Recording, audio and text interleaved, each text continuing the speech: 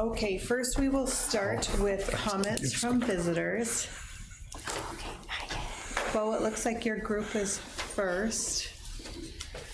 So comments from visitors should be in relation to the Aiken Public School agenda or to agenda items. You guys can come forward, maybe grab some side chairs there. When you start, we want you to introduce yourself. We oftentimes know who you are, but we need to record it for the recording and for Ms. Hip to be able to make note of it. You'll be called up in the order as listed on the sign-up sheet. The board will not engage in any discussion or debate. You will have 5 minutes. We will certainly be happy to take down any information and follow up with any follow-up that we need to do. And we want to also remind everyone that it is not acceptable for any speaker to be engaged in any sort of character assassination or commentary of that sort at a public board meeting. So go ahead. Hi, I'm Cole Trotter. I'm Andy Hansen. I'm Jack Jacobson. And I'm Boniface Sanford, and we are here tonight to talk about the boys basketball head coach position. I'm here to speak strictly on the facts and my experience as a player. Fact number 1, this season was an objectively fantastic season. We won 20 games, including 19 wins during the regular season, which is the most in Aiken basketball program history. That's a lot of winning this year for a team that doesn't win that much. Fact number 2, there were multiple school records broken, including Isaac Osmus breaking Nathan Entrum's all-time scoring record. Huge wins over teams like Mora, Staples, and Pillager, and numerous little victories that went unseen by the public. Some people felt that our coach was too inexperienced and had no knowledge of basketball before the season started, but they developed this opinion without giving Coach Jansen a chance. Coach Jansen was very professional, yet very understanding with our players.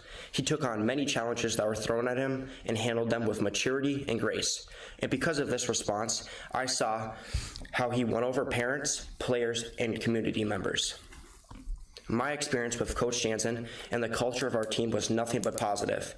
We certainly had our rough spots, and every team does have that though. But I feel that there was a new sense of excitement, not only for myself or my teammates, but among the community.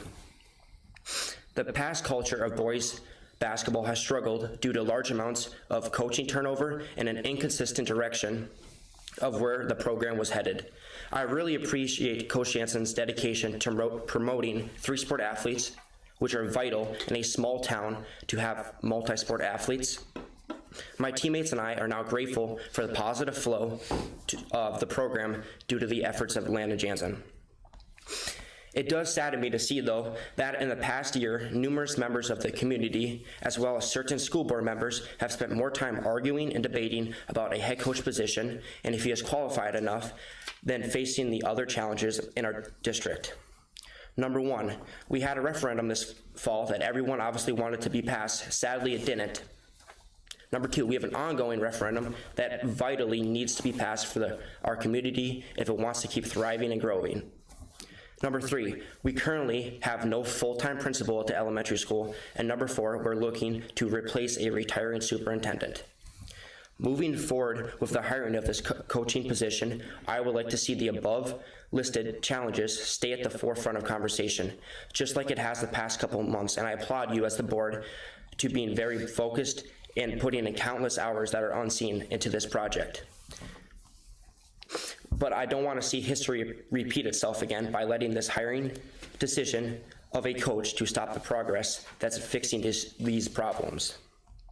Please take these words that I have said not as a criticism, but as a different perspective to think about. With only 2 years left in my high school career, I want to leave this school in a better place than I found it. I urge you to move forward with the rehiring of Coach Jansen, who has proved himself worthy of a permanent varsity basketball coaching position beyond any reasonable doubt. Thank you for your time, your dedication, and countless hours to make the school the best it can be. Thank you. Thank you. Thank you. Congratulations on your great season this year. Thank you. Fun season to watch, guys. Seriously. Thank you, guys.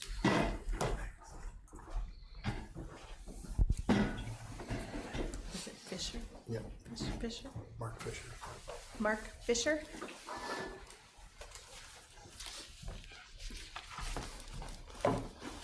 Thank you. Hello.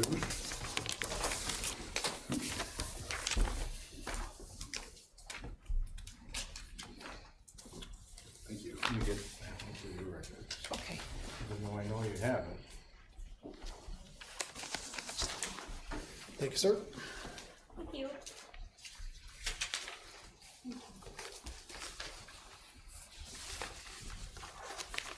There you go. Cindy.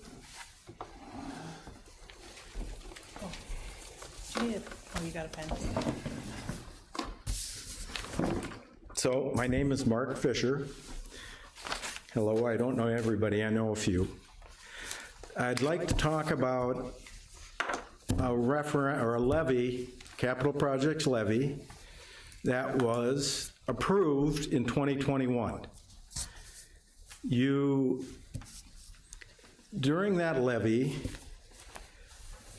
there was supposed to be $900,000 a year spent on different things, three different things. $300,000 on facilities maintenance, $50,000 on bus acquisition, technology, hardware, and staff was $550,000. I don't believe the board has been following that guideline. So if you look at the paragraph 3, it says the school board's aware that they're supposed to follow that guideline. I think you guys have been lacking on the facilities maintenance of Rippleside. It's not a good thing. The community approved $9 million for you guys to spend over 10 years to make sure that school has correct maintenance, and you haven't done it. I know you keep saying you're doing it. I don't believe you are. All right? So I know when it was approved, it was $900,000 a year.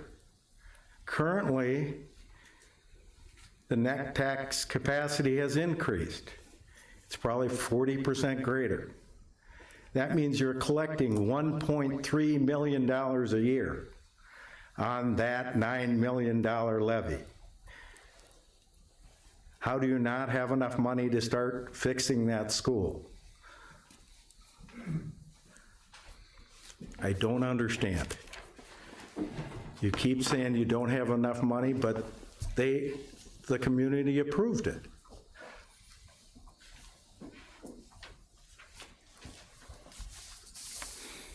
On the second sheet, it shows you what we voted on. And I know you guys all know this. This is not new. I would just like to see us start repairing that school.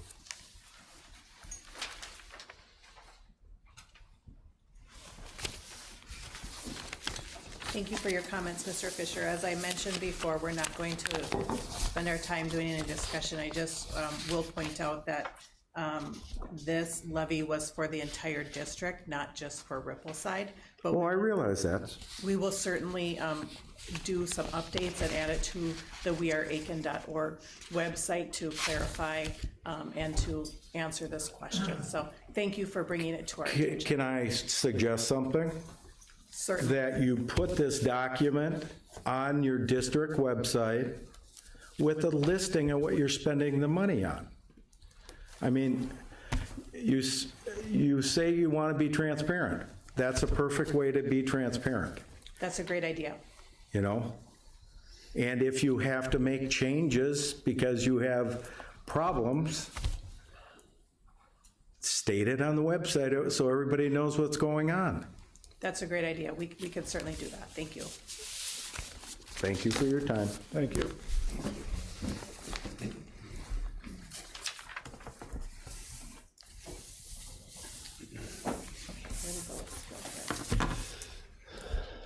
Cindy Inns.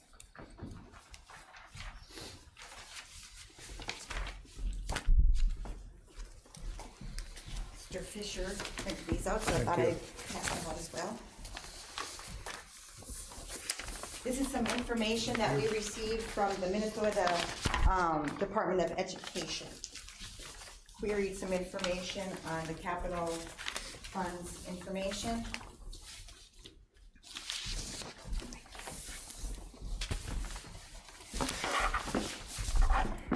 Hello, my name is Cindy Ince. This isn't my forte or favorite thing to do, so I actually am going to probably read most of my comments. It's not, like I said, it's not my forte to speak in this kind of forum. My comments are also about the capital projects levy that passed in November of 2021. And one thing I found is it's not an easy task to find the detail on how funds for that levy were spent. I did receive some wonderful information, and I appreciate the help that Mr. Stifter had sent me via email. We went back and forth several times, and he's provided me with some good totals on what was spent, but I was actually looking for more detail on what was spent versus overall totals. So I also went on the Minnesota Department of Education website, and they also have some wonderful information, but it's very, very hard to interpret that information. And if you really don't know the codes and all the abbreviations, you haven't a clue on what all that information really means, okay? So one thing I did find is we received from the state of Minnesota was they had provided us with the information on what was spent for the capital referendum, and according to them, it was some code that they put in their system of 795, and anything under 795 was spent for the capital levy project. And as Mark had mentioned, that the $550,000 was for technology, $300,000 for facilities, and the $50,000 for the school bus acquisitions. And from what I could tell, there was only for the facility maintenance, and that's what I'm kind of focusing on, because that's really what seems like is lacking in some of the schools, for sure Whippleside, is only $53,868 was spent, labeled as facility maintenance for fiscal 23. 24, it was $176,950. And for fiscal 25, it was $76,811 and some change. So I kind of have like a question comment is, why hasn't the entire amount of $300,000 that was designated each year used for the facility maintenance? So that's kind of the question that I had, or comment.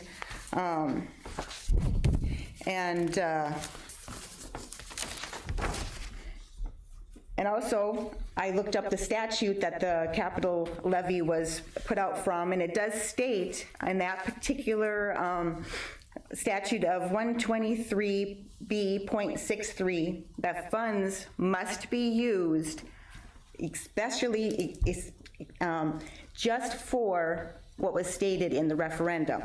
So those are the three things that were stated in the referendum. So that is what the funds were supposed to be used for. And finally,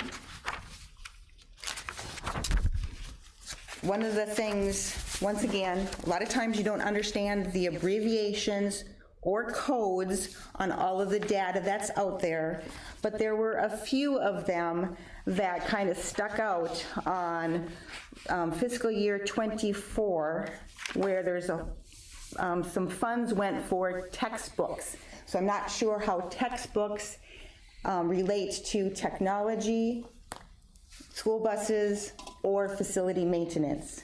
And there was a lot of other ones that seemed a little odd, but those are the ones that kind of stuck out to me. So once again, I appreciate your time and letting me kind of voice my frustration opinion on the capital funds levy. So it's kind of hard to understand you need more money to fix a school when didn't seem to use all of the funds that were designated for that. Thank you very much for your time. Appreciate it. Thank you. School finance is very complicated. Okay, Darwin Johnson.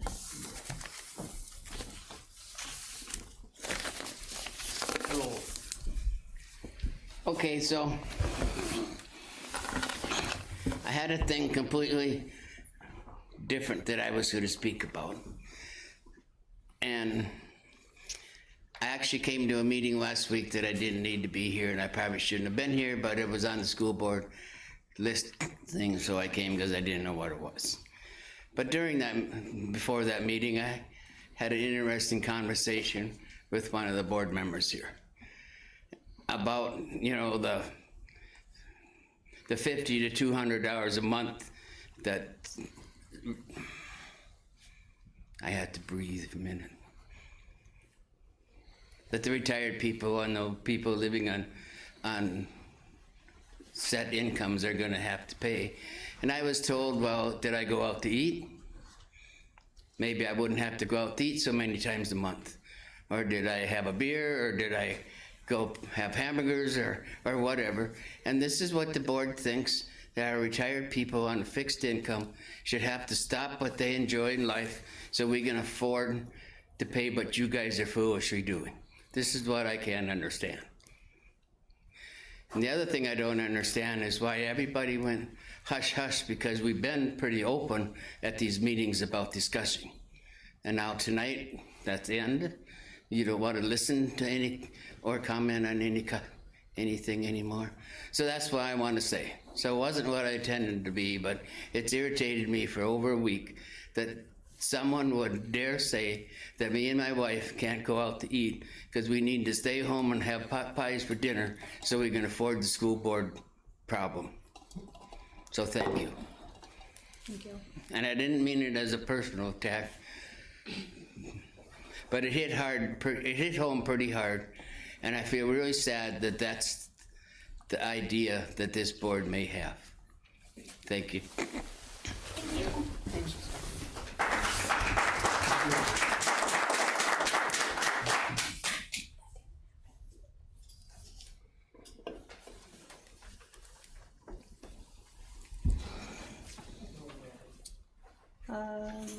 Mr. and Mrs. Goritz.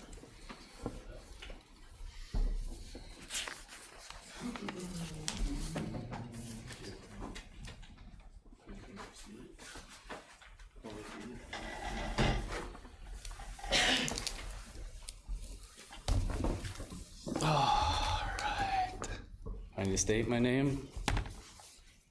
All right. I'm just here to advocate for my son. He's a fourth grader, currently in Mrs. Nordick's class. Kind of get down to is a few months ago, there's some issues arose that concerned us as parents. I think we spoke to a couple of the board members too recently. A few months ago, our concerns are, I guess what we're looking for is more of a request, to request to move my son to a different class, to a different teacher for the remainder of the year. Again, there's been some few incidents. I think we as parents took the right approach to it. We met with the teacher initially, what we usually would do. Seemed to go well. Until something was brought up, she got defensive. We then met with the superintendent, then we did meet with the superintendent and the teacher, just asking for a solution, first asking for our child to be moved. We've been trying to work with the school district as much as we can. With little to no results, in my opinion. I asked for an outline of what's going to take place, what's going to happen, got very vague responses, to the point where I guess it was the second or third meeting, I guess the point was he had a safe place to raise his hand and go sit on a bench. I guess in my opinion is not a good plan. So again, asking to be moved out of Mrs. Nordic's class for multiple reasons. One being we have reached out to her, the superintendent. We don't have any really response from the teacher herself. I don't think there's really any accountability for her. She seems to keep doing the things we asked not to. There's an incident being recorded on a personal phone, which we brought up. Again, it was addressed by the superintendent, saying that would stop. Come find out the next day she's did it again, which I would think you guys would think would be kind of serious. You know, I think it's some sort of an illegal. I don't know if you can record off personal devices without parents' consent, because we did not give it. What it comes down to, yeah, my son, it's hard for him to go to school. He used to love school. Whatever changed, I don't know. We want to, you know, we want to keep him in this school district. You know, he likes school. He likes his friends here. But yeah, it's one of those things where obviously we know we have some kids that have behavioral issues. We know we've coached elementary, you know, sports for many years, myself baseball, teaching my middle son, and then this last year in basketball. You know, some of them can have issues and are hard to teach, which we get, but I also think there are also some teachers that can have behavioral issues too. I think they get swept under the rug. So yeah, I just want to get those points, and hopefully, like I said, you guys can work something out or have something for this to go by in the future, even for Rippleside Elementary especially. And yeah, just have more teachers be accounting for some of the actions they do. But yeah, like I said, my main request is to have my son preferably into a different class for the remainder of the 4th grade season. So that's all I have. Thank you. Thank you. Thank you much. Thanks.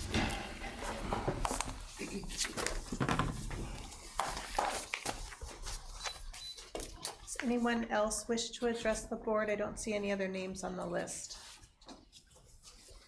Is there a hand in the back?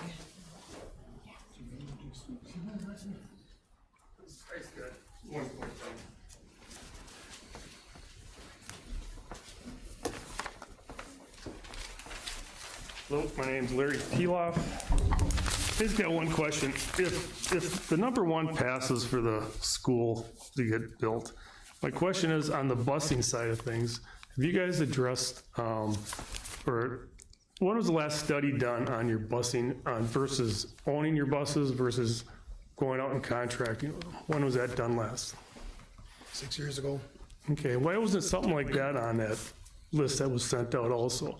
Because things can change in them 6 years, because I know back in the day, they were also talking about that 50,000 is supposed to be going towards buses every year, correct? And if the school does get built and it gets moved out, is there gonna be a need for more school buses? And is that cost built into it? Because kids ain't gonna be able to walk. And then my other question is, I know McGregor now is contracting their buses out. And the employees that work for them, they, had an opportunity to go work for that bus company. Have you looked at that at all to save money? And that stuff isn't on none of this stuff. And information. We'll add that to our website too, to add some more information about that too. Okay, and in that last study that was done 6 years ago, what was the results on that? It wasn't, I don't break my own remember. law, it wasn't favorable for us to go that route. For what reason? We can add that information to the We Are Aiken website, so. Because I mean, like a bus company, that's their job, and that's their skill, what they're designed to do. Their fuel costs are probably less. I mean, you guys won't have to handle union contracts, people, none of that kind of stuff. They handle all that. Liability goes to them. So I don't see why we'd want to contract or own our own buses at the cost of what buses cost today in this world. I guess that's my question. How do you spell your last name, Larry? P as in Paul, E-L-U-F as in Frank. Yep. Okay. Okay, that's all I got. Thank you. I've had a little conversation, just personally, because I know the guy from Crosby. So I mean, I'm not gonna, and it's been a while ago, but I have had conversation with outsourcing, just me personally. I think the issue is just the companies in general coming here is, we just don't have a lot of choices, it seems like. But I appreciate that, by the way, your comments, I really do. It's a good Yeah, topic. I mean, it's a known fact. Most of the rural districts in northern Minnesota have their own buses and hire their own drivers because of their lack of bus companies. Versus you're near all the larger municipalities, it's a different situation there. But maybe if more of the outstate started doing that, maybe more companies would come in. I do appreciate your comment. We'll add some information. Okay, yep, no, thanks. Thank you. Anyone else? Can I just make one comment? I don't want to have to walk all the way up because I can't see, and my wife don't want me to talk. But on weareaiken.org/contact, how come none of those questions ever answered? John Hines, by the way. I don't think. Mr. Hines, I'm not sure what. He means when he goes onto the website and he goes into the contact us, where do you get to see those answers? Did you put one in, John, and then you didn't get a response? You put one in, you didn't get a. Members have put several in, and none of the questions are answered. Why is that? I've been answering everything that's come to me. What we do is we add it into the content. Yeah, but we responded to everyone we've had. No, you have not. Right, Jeff? And that's that. Well, I'll follow up with that. That's okay. Will you resend them, please? Or check your sent box from the email. No, they don't. They don't answer them. Well, I got a feeling tomorrow there'll be a lot of questions going on there, and we'll see if they get answered. All right. Yeah, we've been answering those, so. Okay. What I've been doing is answering back the email that I get with them. So I got to find out if some aren't getting to me or what's going on there. And then we also will update like the frequently asked questions or whatever segment. Right.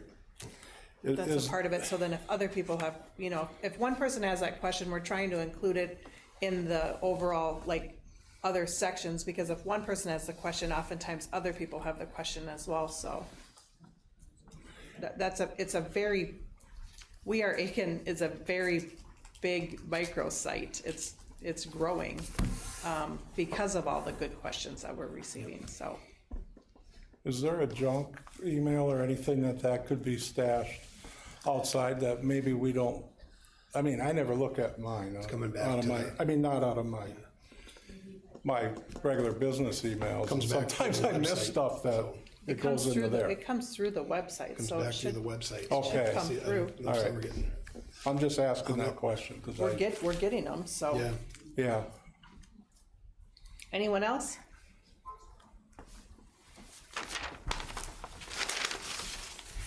Hi, guys. I'm Jennifer Cummings, and I apologize for being late and not signing in on the clipboard. I got your name. I surely would have done that if I had been able to be here on time. I just have a question.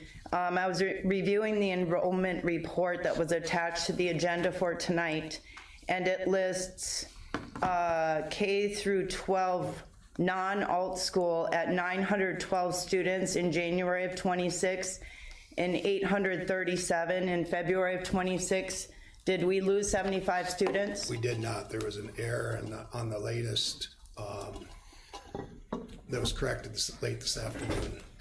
Oh, So we have, I saw that too. Where did I write my numbers down?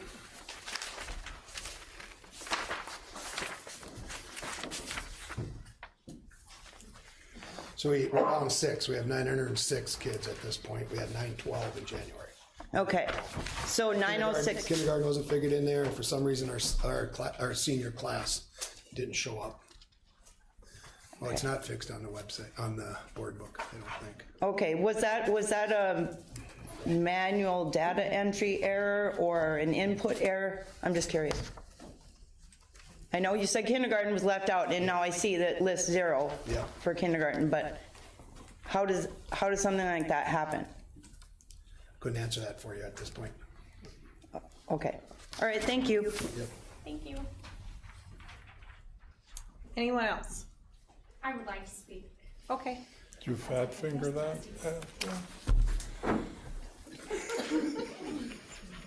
If I would have been, put you at over 1,000. Hi, everybody. My name is Stephanie Mollett. I have a 3rd grader at Rippleside as well as a preschooler. And I was not planning on speaking tonight.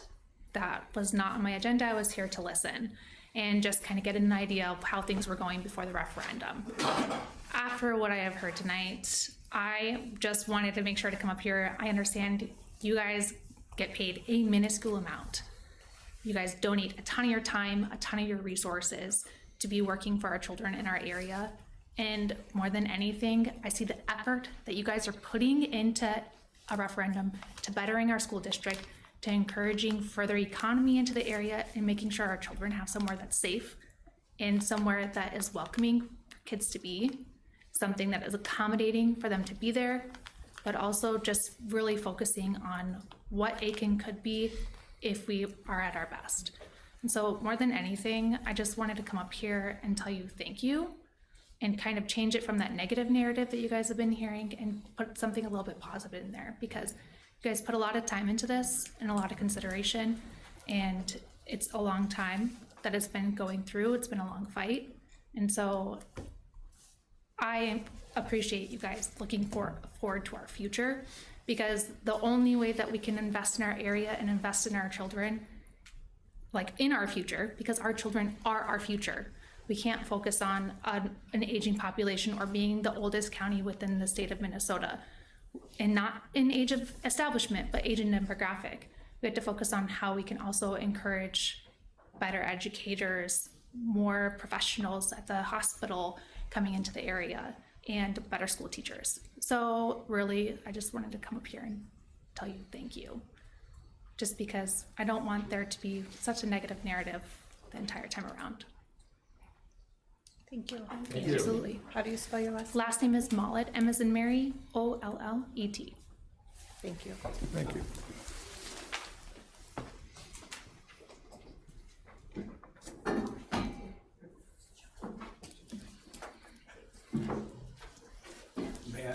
Of course.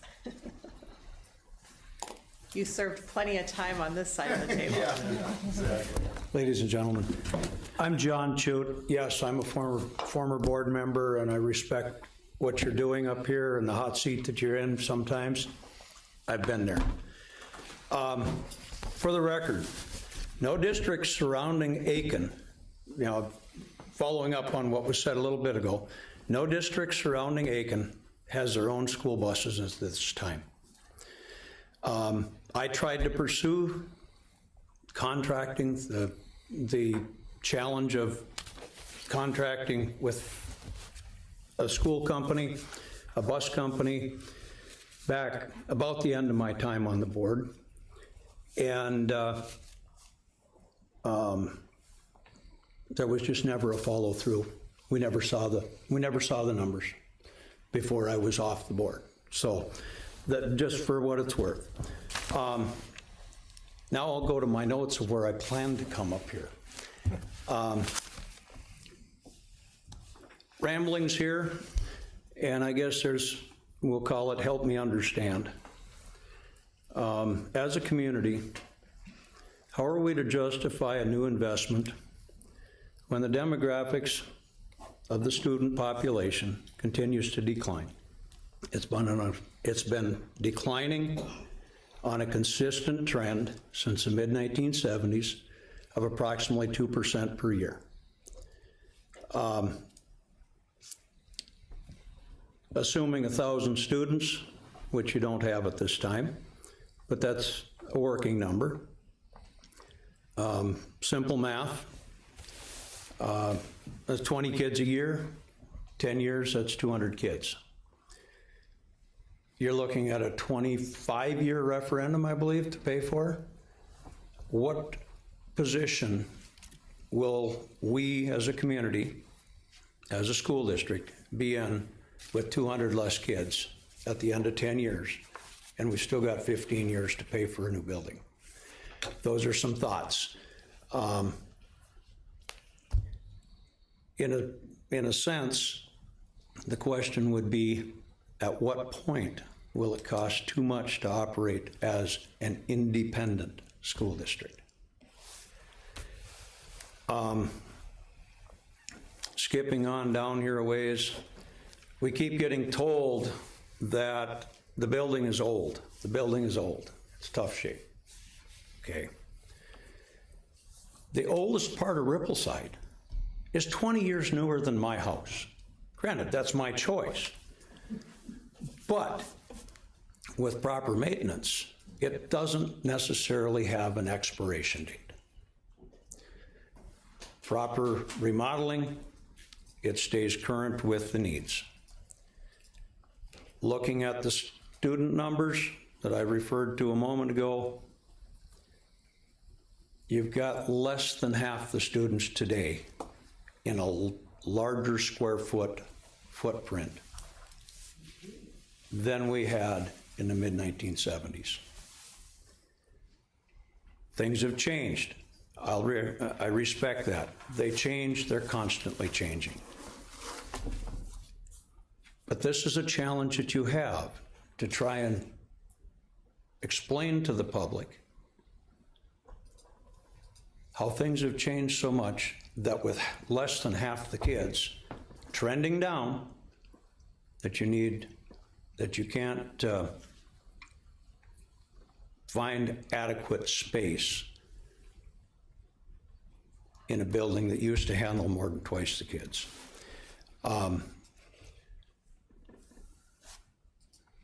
Again, with proper maintenance, there is really no expiration date.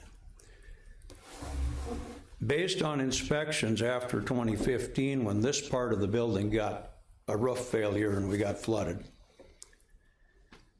the structure was inspected and inspected and inspected.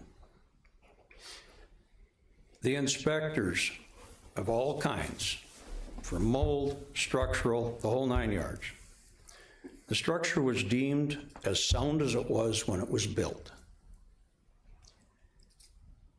And also the older sections were very sound. We had the whole system inspected at that time.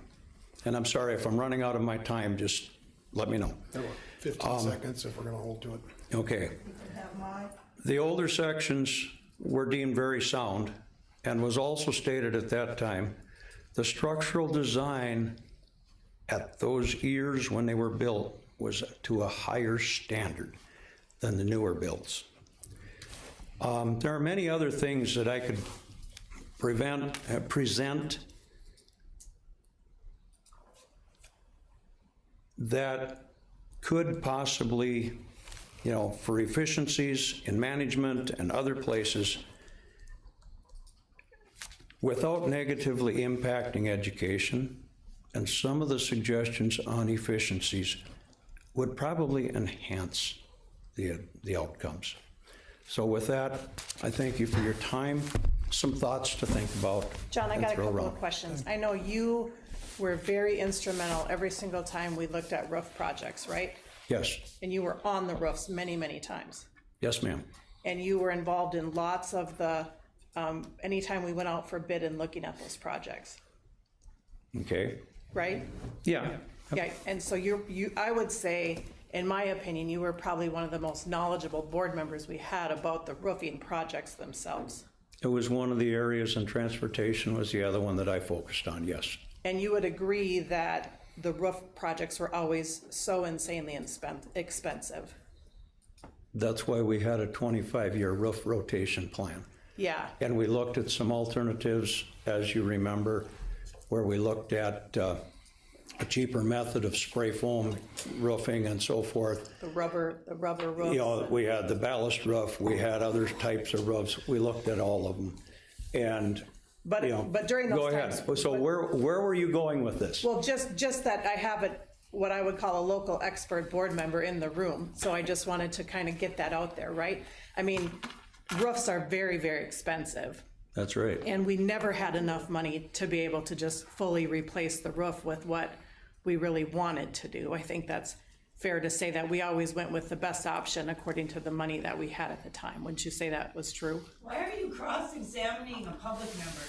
Well, I guess I would respond to that the challenges of being on the school board, I've been on both sides.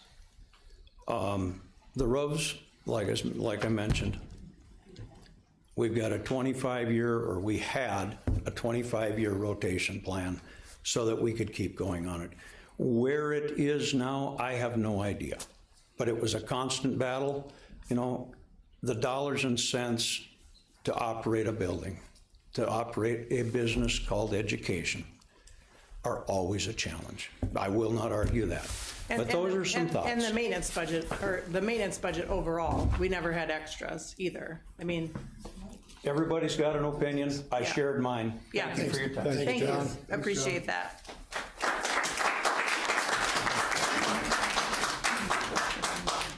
Anyone else? Last chance. Anyone else? Okay. Next, is there a motion to approve the agenda? So moved. Motion by Dawn, second by Holly. Any discussion? Any discussion? All those in favor signify by saying aye. Aye. Aye. Any opposed? Motion carries with all members voting yes. Do we have any student council reports We have tonight? student council members in the back Oh, corner. yes. Welcome. If this doesn't make you want to be on the school board when you're older, I don't know what will. Thanks for having us. Really grateful for your time and all you do. I'm co-vice president of student council, Ellie Christensen. And I'm the other co-vice, Millie Kazmerzak. We're both juniors this year. Yep. So we're kind of winding down student council. We have 4 meetings left of the year. The next big thing we're going to do is on the last week of school, sometime in May, we're going to be collecting fundraising just from students during their lunchtime, putting just money in jars, which their reward for donating will be getting to see their staff members get water dumped on them, so that's fun. How funny. Yeah, maybe put a little ice in there, have some fun with it.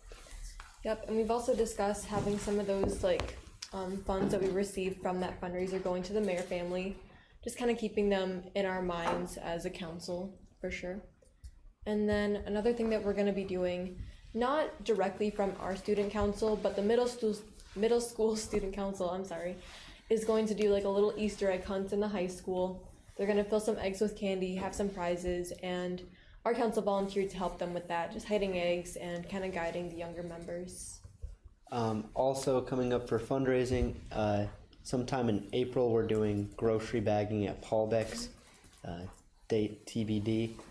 Yep. That's always a good way to get money for us. And then we have some plans for homecoming next year. We were able to get it approved to have it on a Saturday, which we are very excited about. This year, as some of you may remember or know, we had it the night after our homecoming football game, and attendance was significantly lower than what it normally would have been on a Saturday. So we're really excited about that. We already have decoration ideas coming up, and yeah, we're just really excited about that. Cool, sounds like a lot of good stuff. I think Rippleside is doing like a Penny Wars or something right now too, right? Yeah, That's we've heard kind of, about that too. it kind of reminded me of your collected the dollars to, Yeah. or the money to Staff members. douse the teacher, right? Yeah. Yeah. Good. So, That's all. Thank you for your time. Thank you. All right, thank you.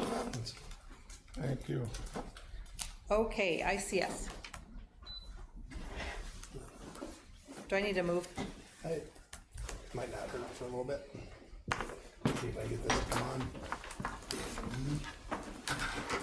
Yeah, I don't know, there's just one slide tonight, so I don't know if you One really. slide, so don't go. One slide, all right. One slide. We can turn. I'm sure. Kink in your neck. There it is. All right. So one of the things Dan asked us to share with the group is if the referendum passes or if it doesn't pass, there's needs that need to be addressed, right? So if it does pass, you need to start moving forward with what a new school will look like and the design processes and so forth. You need to look at selling bonds and all of the processes associated with working with Eller's financial advisors on that and so forth. And if it doesn't, need to start looking at what are you going to do for improvements, take care of things like the roofing and the maintenance needs at Rippleside School. And so the slide in front of you just shows process typically used by school districts, one that would, the school board obviously makes all the decisions with regards to contracts, with regards to major decisions. Very typical, there's a facility committee or a project oversight committee that's looking to bring some of those recommendations to the board, do a little more extra legwork, right, to really spend more time digging into it. But at the same time, Project Oversight Committee would work to establish a design committee, which in a new building would be made up of community members, a couple school board members, some students, some teachers and staff in a new school. Bus drivers are really important because they understand traffic flow, parent pickup and drop off, bus pickup and drop off, those types of things. They're really usually quite helpful on a design committee.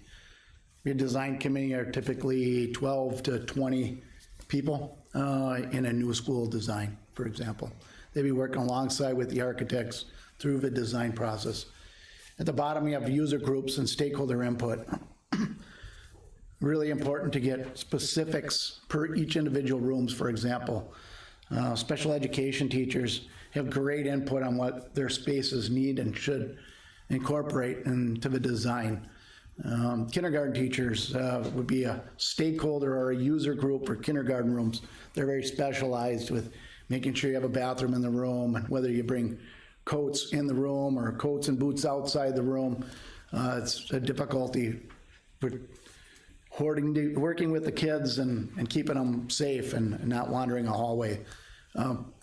And FIED staff help with user group input with gymnasiums and those types of things. Media centers, cooks and cafeteria workers are great input into cafeterias and also kitchens, making sure they flow properly.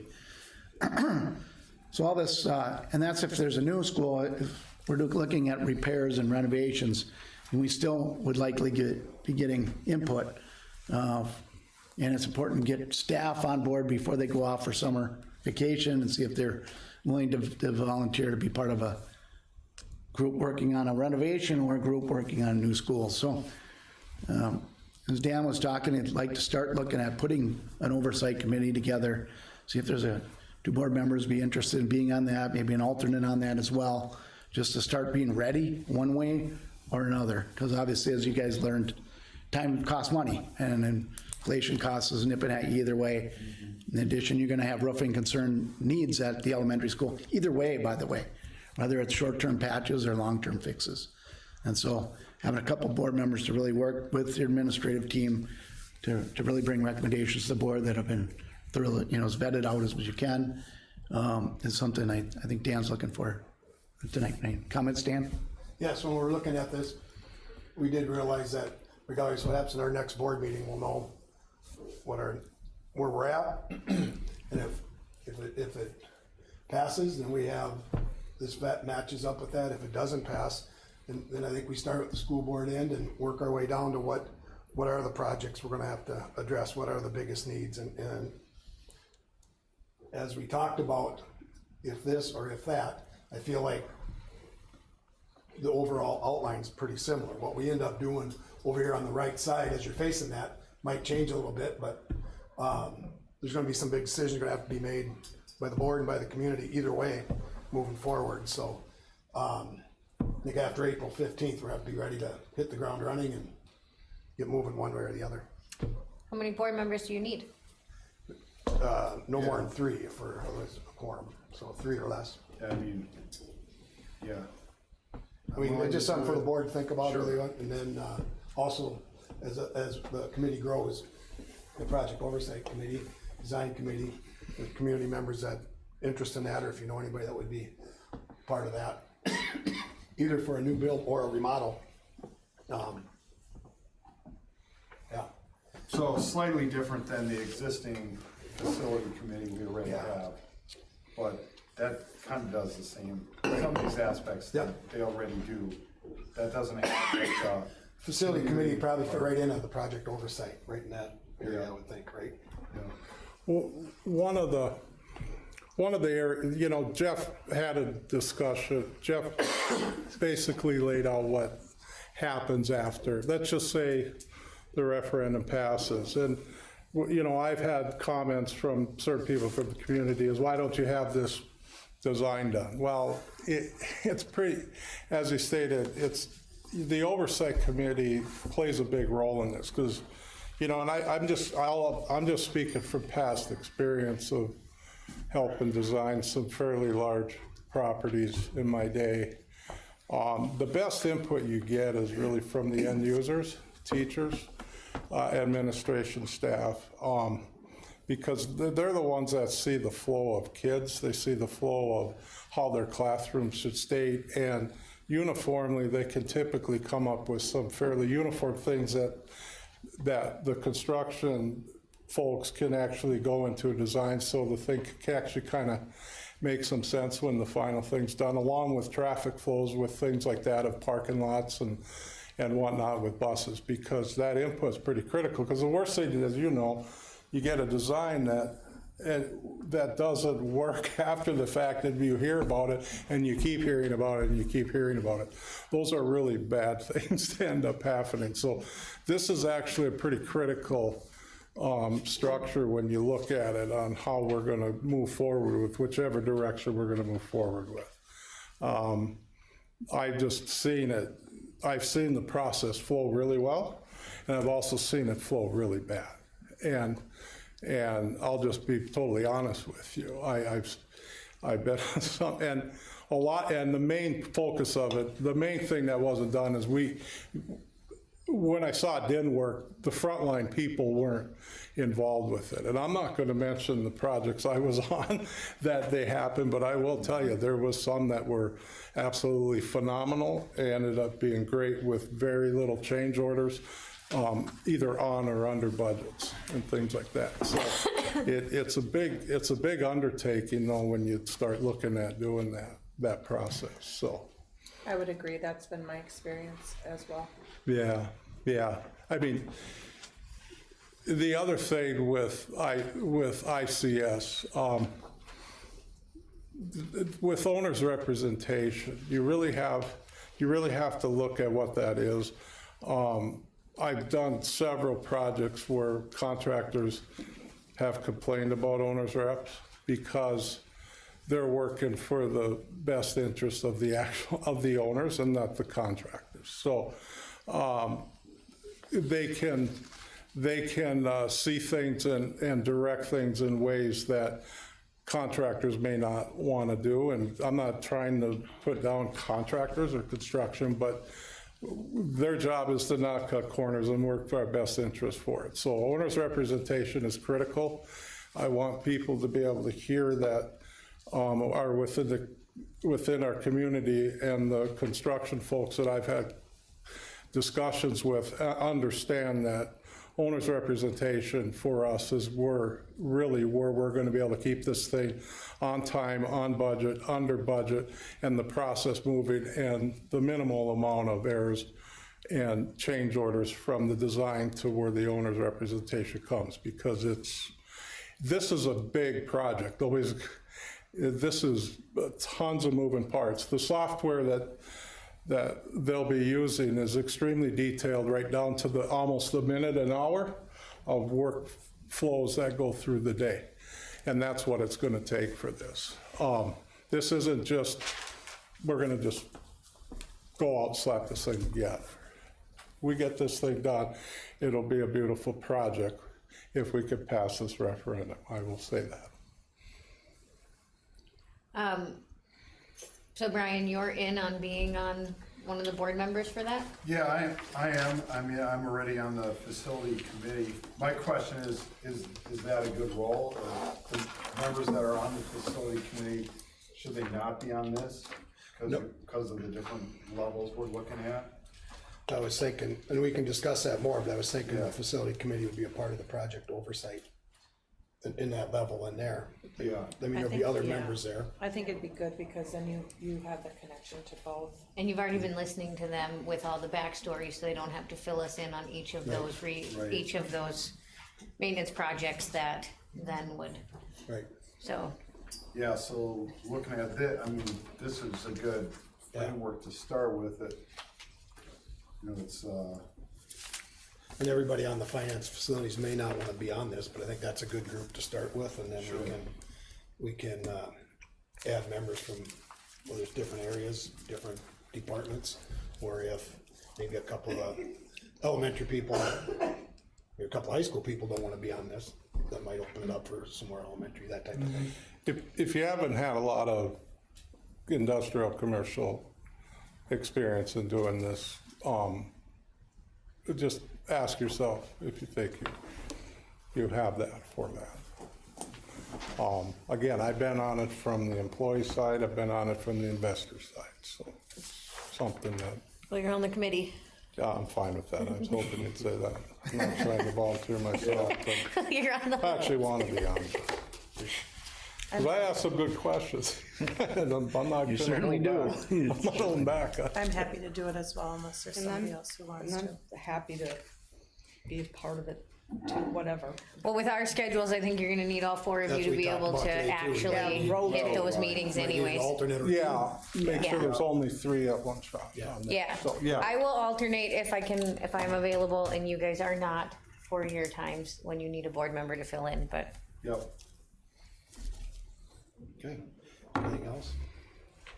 Yeah, I mean, I think it's the only other thing to clarify, because I've heard there's some Facebook posts or different things, right? For clarification, we are not your contractor, right? We are your owner's representative leading design and helping you with professional services, right? We won't be doing any construction. All the construction contracts will be competitively bid per state statute, right? And read publicly aloud, right, from qualified contractors. And again, we work with your planning oversight committee to look at dividing the bid packages up that best fits your community, right? And trying to keep as much work local as possible. Again, the smaller bid packages allow a lot of times smaller contractors to be able to afford to bond the project. In addition, I think somebody asked a question, they should definitely bid out the bus garage separate than the school. That's going to be really your choice. And again, the planning and oversight committee will be looking at your options. Our opinion, it makes perfect sense to separate those projects. And we'll talk pros and cons with you about that.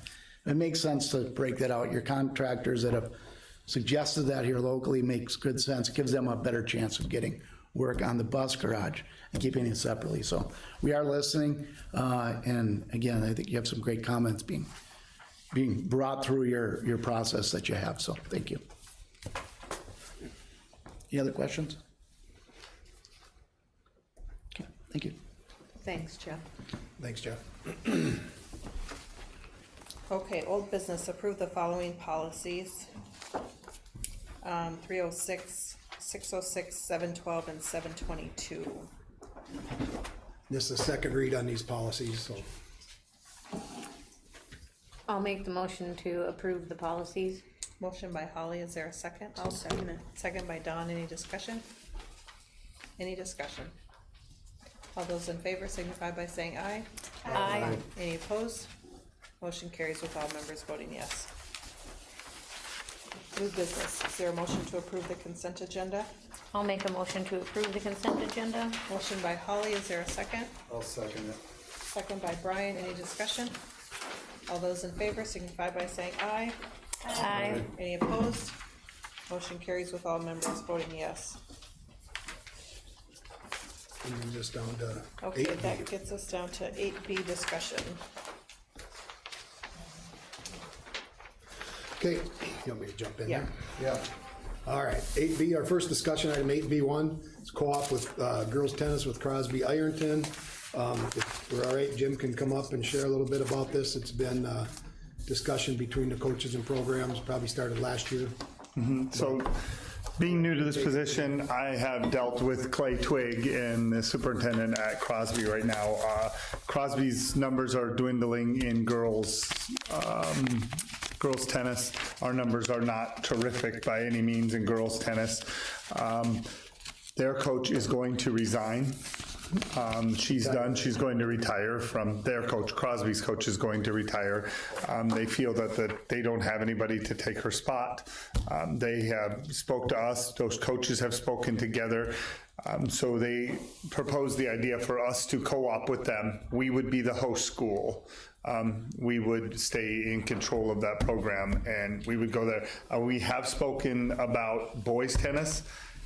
Crosby does not have boys tennis at this point. They have no interest in boys tennis at this point to co-op that at this point.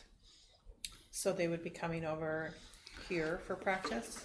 Yes, in most cases, but they have wonderful facilities as well. So we would move back and forth for matches, I would imagine. We're still trying to work out all the all that, because we'd have to do the co-op through the Minnesota State High School League, those kind of things.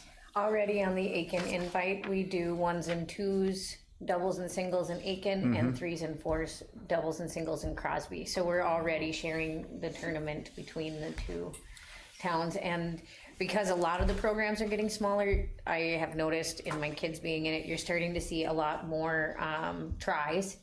So other teams coming and doing 3 at one facility. So if that was the case and our numbers were big enough, then we could too then do those tries split between the two schools like we kind of do. Does co-oping impact any conferences, any other sports here? No, it would not. We would stay great because they're a Great River Conference as well. It does not move us up a class or anything like that. We are still well below the number to stay in 1A. Okay. Because there's 2 classes in tennis, right? Yes. So maybe there's only 2 classes, the cutoff is higher than many of the other classes. Okay.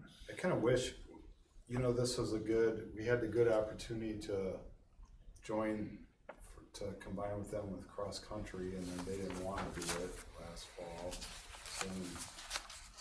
So co-op with McGregor. That's what we were consistent.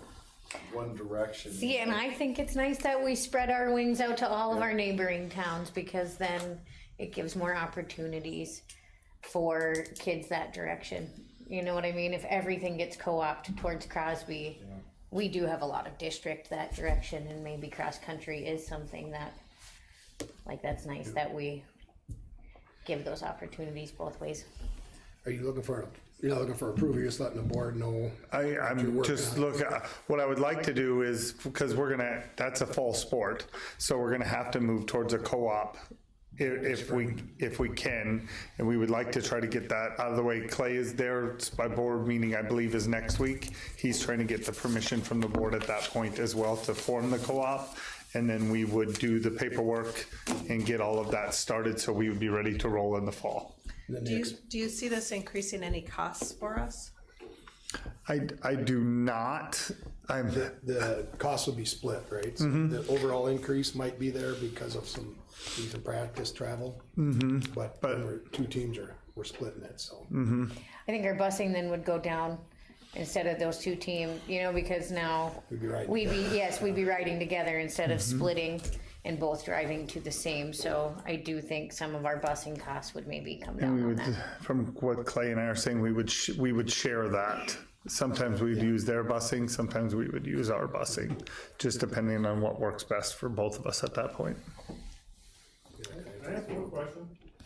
So, I was talking to a school member a year or so ago, and when they were talking about building a high school and everything like that, they wanted to bring everything, all the fields onto one property, because with the field not being on the school property right now, there's a liability when kids leave the school to go to the football field, correct?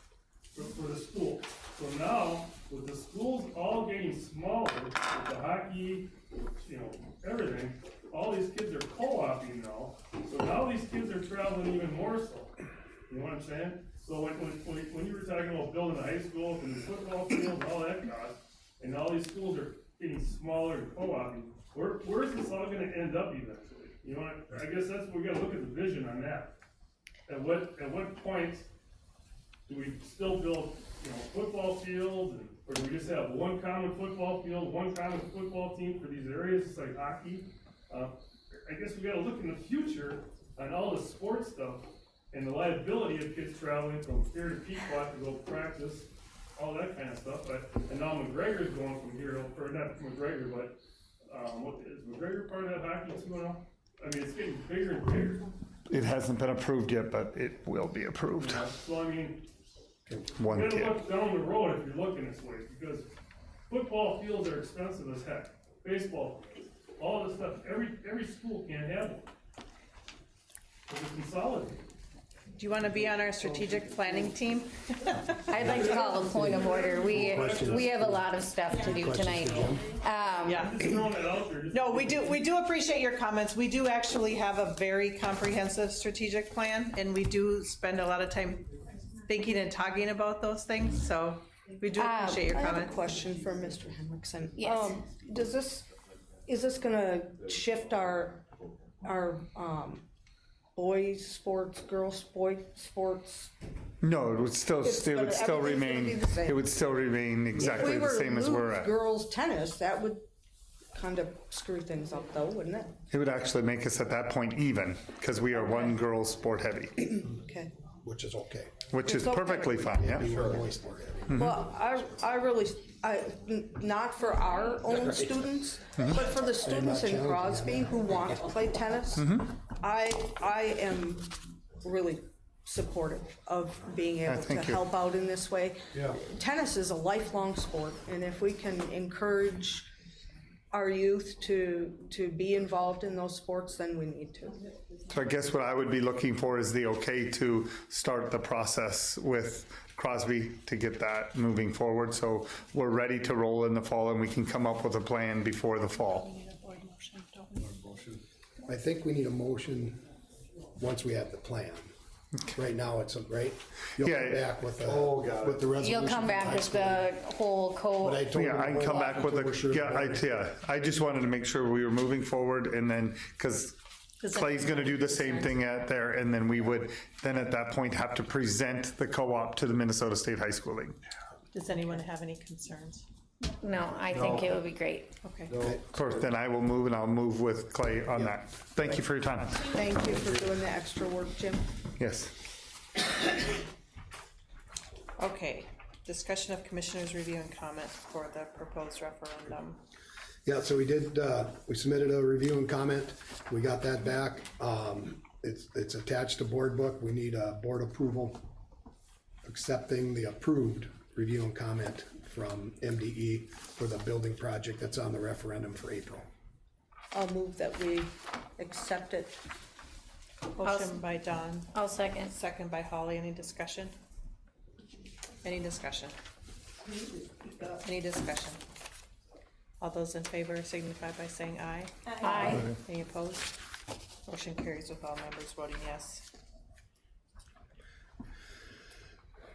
And now are we on 8B3? Yep. Okay, resolution appointing election judges for the special election. So that's just as it sounds, approving election judges for the election on April 14th. And list of election judges are there. yeah, we just need the board approval.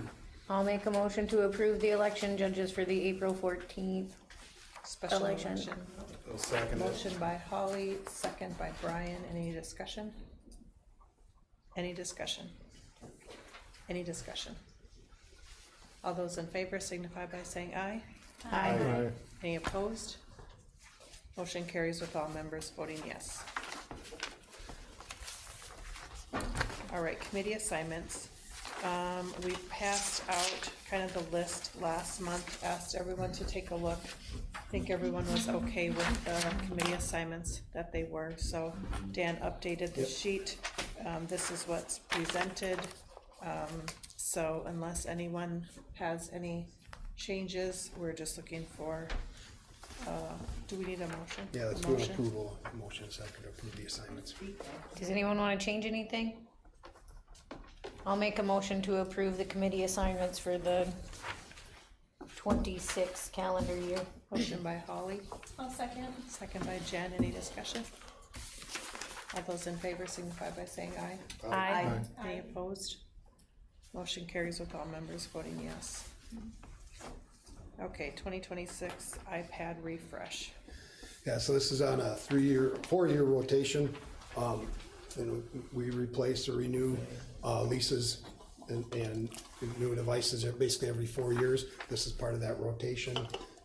Couple of things going to this. If we get them purchased or get them ordered now, the goal is to get them before early in the summer so our tech people can get them all set up in the fall and they're ready to go for kids. The other part of that is once we get these, we know we got these coming, then we can resell our old ones, our current ones we're using, and the sooner we can resell them, the better the price is we can get for the resale. Usually the leases, Apple run their leases about for 3 years, and then they refresh. We push them to 4. What our biggest, according to talking to Mr. Roos about this, the biggest thing is the batteries start going out after 3 years. We have more battery issues. So, but this is part of our regular technology rotation. And that's funded out of the Capital projects. capital project levy. That's what I thought. When I look at what we were given this evening, those costs aren't in here from the last round. No. I'd have to look to see what was included in that. I don't understand where that thing came from, like how it's, So it's codes, it goes on to MDE, there are Yeah. different codes. Yeah, I if think you it's pull the MDE's codes. coding. yeah. Yeah, and so I think that this isn't what we were given this evening from a community member is not comprehensive of all the codes Right. I'd have to look at that, that. yeah, because I'm not this is a jump into that. significant cost that Yeah. should be included Yeah. under the capital projects levy. So that's the story, or that's the background on the iPad lease. All right, is there, It's an iPad and some computers. do you need a motion? We should have a motion in a second. I'll move to accept the proposal, the way it's written.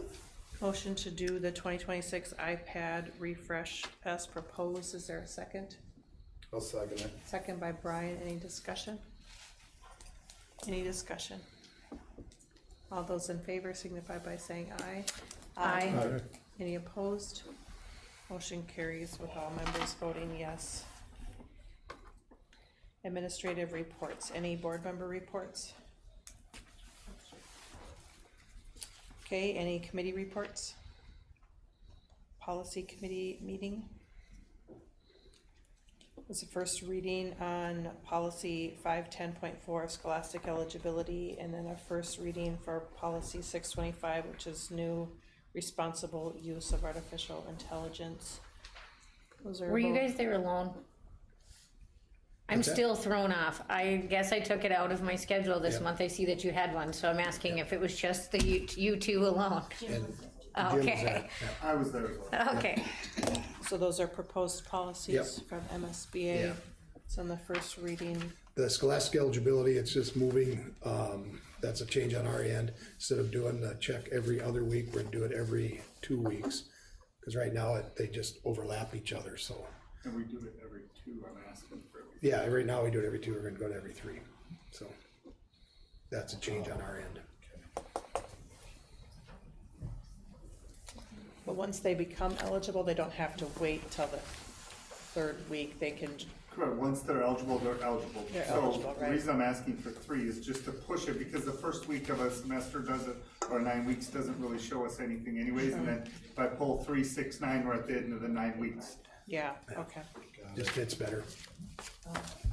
Is this the first AI? Yeah. I think this is the first dedicated AI proposal. It was kind of lumped under some other tech, and MSBA pulled it out and created its own policy.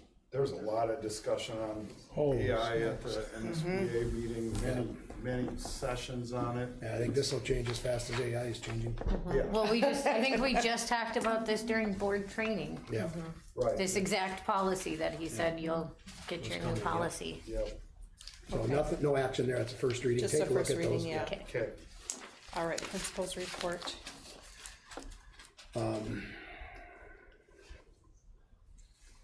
Mrs. Demars? When, Lisa, you want to jump in and hit the high school? Is it me? Sure. I'll do an update at the elementary. Paul Corellis, the board's approved in the agenda. Paul Corellis is going to come on as elementary principal for the rest of the year. The days that we have workshop and student days, talked with him today. He's excited to come back in and help us out, and we'll introduce him tomorrow. Most of the staff know him. We're going to meet with all the staff tomorrow before school and introduce him to the staff, and he'll be holding down the fort and helping us out at Riverside. So Paul, I think everybody here probably knows Paul's retired principal, was at the high school here probably for about his last 10 years. Aiken graduate. I joked with him and the board as well that Paul knows the elementary school well because it was He went to elementary school there? He went to elementary school there, so. But went around this morning after I talked with him, and we just walked through the building, and staff were excited that we're gonna have somebody step in, and they're glad it was Paul because but I'm glad it's Paul. He's got a ton of experience, so. Yeah, that'll be really nice, thank you. We appreciate you reaching out to him and on our behalf and getting that deal done, so thank you. I had just a question, Mr. Stifter. When are we going to be posting for that job? Are you thinking that we need to wait until a new superintendent is hired? Yes, I'm gonna leave it up to the new soup to hire their principal. That makes sense. So I think after you select a soup and get them signed up, I'll work with them to see How to proceed from yeah. there. I don't know. Yeah. I think If I'd we're have gonna to hire a new principal and we're gonna hire a new superintendent, it makes sense to allow for the new superintendent to hire the person that they think they can work with So if we best. post now, it's too far out, I think, before the new soup would be on to do it. So I anticipate they'd be hiring in early June. And then hiring a principal in early June, so sometime end of April, early May, we post and select applicants there. It's kind of my rough timeline, but once the board decides on it, we get a new soup on board, I would chat with them a little bit too and see what the timeline looks like for them. So are we paying 2 elementary principals the rest of the year? All right, any other, Ms. Demars, I think it's your turn. Yes. We had our band concert on Monday, February 23rd, for grades 7 through 12, and Mr. Meeks did a fantastic job with those students. It was so fun to watch the energy that they had. Then on March 3rd, Mr. Meeks took the 8th grade band and the high school band to Fargo for the Raging Red competition, and 8th grade got their first bronze award. It was the first time 8th grade went, so they did a fantastic job. And then the high school also received a bronze award for their performance. They scored a 77 this year. Last year they scored a 56. Wow. So he was very impressed with that. So that was super exciting for them. And then we received a trophy for the outstanding French horn section, which is Noah Rose and Tucker Preem. So they got a trophy for their section, and then Peyton Perrine received an Outstanding Soloist Award. Wow. So it was a very good day for them, for the band. Our 11th and 12th grade homeroom reps met at the end of February, and of course their goal is making an impact, and so they recognized Mrs. Klein for February Staff of the Month. And that she's awesome, she's kind, always teaching good and great, amazing teacher. She's so sweet, caring, always checking in on us. So she was recognized in February. I never can say this, the robotics robot, the Turkina Machina, whatever you said it's called. They had their first competition in Duluth on March 5th through the 7th, and they competed all over against Shanghai, China, lots of countries there. So they had a great time. They received a $3,000 donation from the Gene Haas Foundation to support the program. Wow. And the kids said it was a great experience. They had a lot of fun. Learned a lot. They always meet lots of people from other teams, and so lots of team time collaboration, and lots of fun was had. BPA went to their state competition on March 5th and 6th, and I keep trying to ask Scott how they did, and then I keep missing them. So, can you give up? And so they competed well. They didn't have anybody that moved on this year, but they were close in a lot of positions. They just didn't get that to move on to the next level. Yeah, they always do so well. But congratulations to them, because it's so fun, and all the hard work that they do, and to Mr. Miller for doing that, and coaching them. The high school students and staff watched our state wrestlers in the auditorium during their wrestling matches, so congratulations to Andrew Hudderlick, Rylan Moritz, Sierra Laughlin, and Sophie Crane. It was very fun to watch the kids cheer them on as of course they can't hear us, but it was very fun. And then March 4th, they took a bus van down to watch the Northern Lakes hockey game. So I know there's lots of people watching it on the TV, and so lots of kids got home late. Yeah, that was that super night. exciting, yeah. And of course, the Gobbler Knowledge Bowl team, bless their hearts, we have 2 teams that have gone on. And of course, Mr. May always writes this so well, right?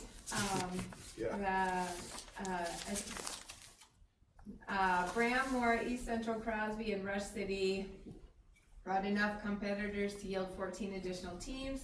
17 total teams competed. And once again, ISD won, flexed its mental medal, and stole the show in grand fashion, taking home the first place trophy, which these young men won by a landslide, with a team comprised of Aaron Morris, William Voigtland, Tanner Kuntz, Tolo May, and Carson Miller. Wow. And the day's runner-up team was also a gang of gobblers. This quartet consisted of Will Henline, Reese Wentlet, Jeffrey Broussard, Elliot Christensen, and Joe Brucker. Rounding out the day for AHS and landing in a very respectable 9th place tie with Bram's top team was the Aiken Quintet, donning the likes of Elizabeth Morris, Allie Ostrowski, the Tika May, Owen Fode, and Lyle McNutt. That's so so we're super awesome. proud of those Yeah. kids. First and second, wow. Yeah, that's really awesome. That's super awesome. They did a great, so they have their next competition coming up in April. April 9th and 10th. April 9th and And 10th. we will escort them out of town to go to the Yeah, that's to the great. state meet. Good. I'm already working on that. And then all 10th graders went to CLC on March 6th for a morning to participate in the Career Exploration Day. So they had a good time. They brought back some good information and had some good questions. And of course, the musical starts next week. So lots of fun happening. Lots of good stuff, and I think Yeah. people are actively working on the Dollars for Scholars applications too, right? Yeah. I've been helping Yeah. some students with that, so, yeah, So, yeah. so generous, our community is so generous. Yeah. Okay, thank you. All right, community education, Nedra. I'm working on the summer accent already, even though it doesn't feel like summer. It will hit mailboxes on May 1st for programming that is in May, June, and July. Offerings are gonna include summer theater with, partnering with Friends of the Arts this year from Missoula. I have a Twins game set up for Aiken Day at Target Field. There's youth volleyball camp, youth basketball camp, CPR AED trainings, summer ask, adult golf lessons, puzzle contests, softball and baseball registration, youth tennis, pickleball, art and music camp, and like a safe sitter babysitting class or safe at home training, trying to get those in for May for people, that kids could start being home for the summertime on their own. I'm still looking into a possible bus trip and a few other classes as well. At Youth and Philanthropy, you guys saw that they put in an emergency application for funding so they could go their meetup in Duluth, so we funded that. The youth kids did, and we'll meet again April 1st for our final time to approve our last round of grants. Kids Club, working on setting up the summer registration for Kids Club. I will be limiting it probably to about 100 students this year, just so I can staff adequately for it. So I think that's all I have. Good, thank you. Sounds like good stuff. Okay, superintendent's report. All right, really the one thing I have is an enrollment update, and we saw that, or we talked a little bit about that earlier. The initial brochure, or information put on the board book was wrong. We updated that. We're actually down 6 students from January. We dropped last year from January to February 6 students, so it's just kind of that after Christmas deal, I guess. Kids get to mid-year and sometimes look for other options. So that's what I have there. Mr. Stifter and Cindy, I think you guys should discuss that, keep it in front of people on the study that was done because of the enrollment, the way it's gone, and to what that collection of data was, and just to let everybody know as to where we're at with that in that study that was done and how we look. So we did a demographic study at the start of this whole building project with a company that the district had worked with previously, and at the end of the previous study, they were within, I can't remember, 7 or 8 students what they projected. We did another study and we're holding true to that. Even though our overall K-12 enrollment's going down, our pre-K-6 enrollment is now leveled out. So we do have basically a 3-section elementary school. Our 7th grade is 3-section, 8th grade up are still 4 sections. So our elementary grades aren't necessarily getting smaller. They're all in that 65 to 70. Some are approaching 75. They're in that basically a 3-section area. Those numbers aren't dropping anymore. What we're seeing our decrease is we're having some of the bigger classes are graduating out. They moved into the high school. And as they graduate out, our overall enrollment's gonna go down. But the last 2 years, our elementary enrollment's held pretty steady. So we're bringing in roughly as many kindergartners as we're moving out from 6th grade into 7th grade into the high school. So, okay. So and we also, and can you talk a little bit about the kids that are opting in through open enrollment? Yeah, our open enrollment, we're usually a few, anywhere from 7 to 15 above. That's students, when we talk about that, it's a combination of students who open enroll out to other school districts as opposed to those who open enroll in. We're always a plus couple on that. Like I said, it's anywhere from 7 to 15 kids the last few years.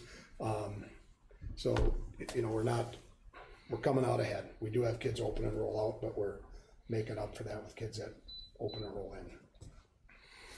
But that study that was done is very accurate, correct? The one that was done previously was very the one that was done 10 years ago was pretty accurate. Yep. So really it almost mirrored it. The projection, it mirrored about what our numbers were. Yeah. And we're following that same pattern on the new projection that they did.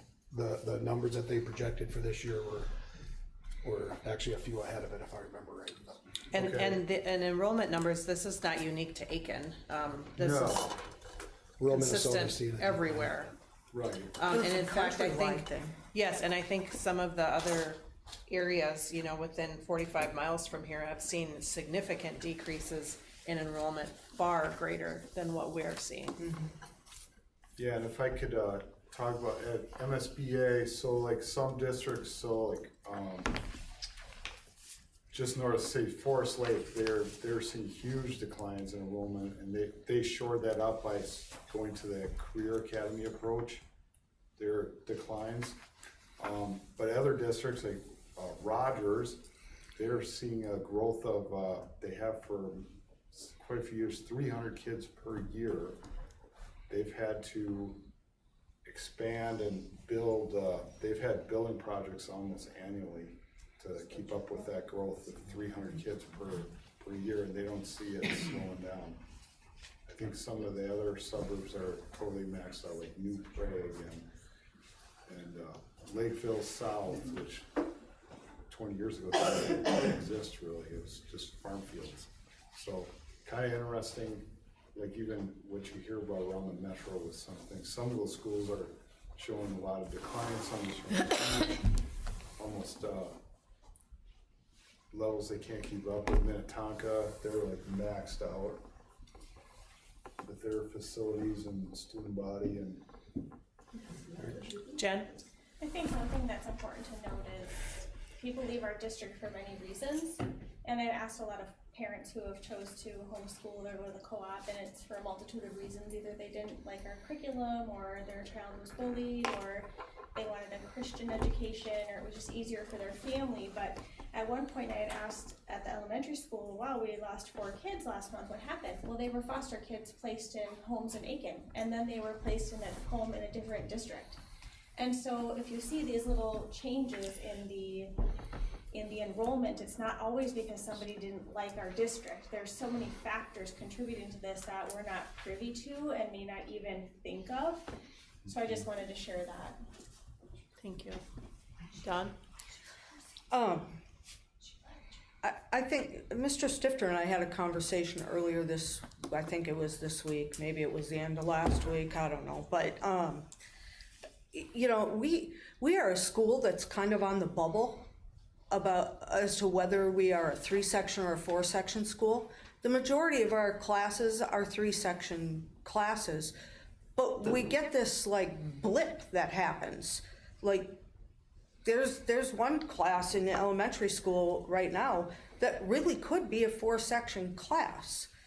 And I have concerns about the incoming kindergarten class, because I think it was last month at our board meeting, somebody, I can't remember if it was Mr. Stifter or who it was, said that it looks like that class is going to have 75 students in it, which, okay, that's 25, but we have issues with 25 children in our kindergarten classrooms. I question how Mrs. Ostrowski walks around her classroom when she's got students in there, because the classrooms are not big enough to accommodate 25 students. And so, you know, it creates issues here, and I think it's something that we need to kind of be aware of for next year's incoming kindergarten class. Yeah, we've traditionally tried to keep classes around 20, maybe 22 students, and I think even fewer in the kindergarten classes. Yeah, and you know, I went to elementary school in the 70s, and we had 30 and 40 kids in a classroom. We don't have that luxury to do that here in Aiken. I don't know if it's a luxury. I think it might be a curse to the teacher, because, you know, you've got that many students in your classroom. How do you ever get to know your students? And so I think when we get those big classes like that, you know, it just creates all kinds of issues. Because if you say, you know, if we are suspecting the incoming kindergarten class, already they can count 75, there could be others that are out there that haven't been connected to the school. All of a sudden, we're up to 80 or 85 students. Well, to divide them into 3 classes, those are much too large. But if we hire another teacher, well, then what happens when the next year's kindergarten class only has 50 students in it? And so how do we continue to make those adjustments? And so, not that is something that we at the board need to be concerned with, because it's not our job to manage the system. But it is we need to kind of pay attention to what's going on, because it will impact the budget. Anything else? Nope. Okay. I'm ready to move on to, All right, next, superintendent search progress. all right, I'm gonna bring up Lee Warren. Should I move? Yeah, we'll Is have he him. gonna be back here? So Lee's gonna hit a couple of things. He's gonna talk a little bit about the second round interview questions. I shared our plan with, I'll bring Lee up, actually.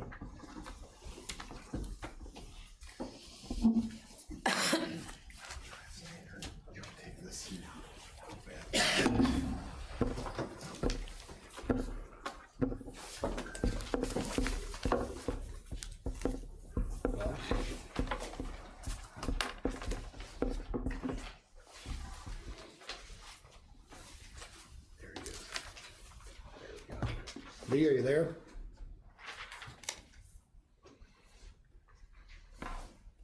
Are you there? I can't hear you, Lee.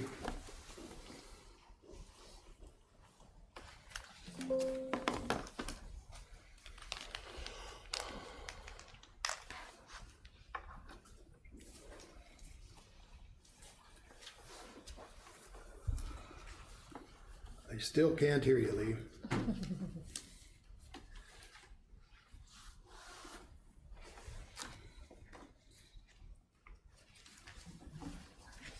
Nothing. Can you hear me?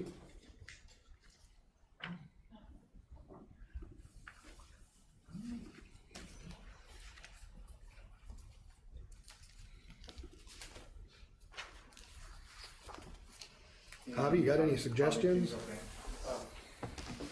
I got him video, I don't have, I can't hear his audio.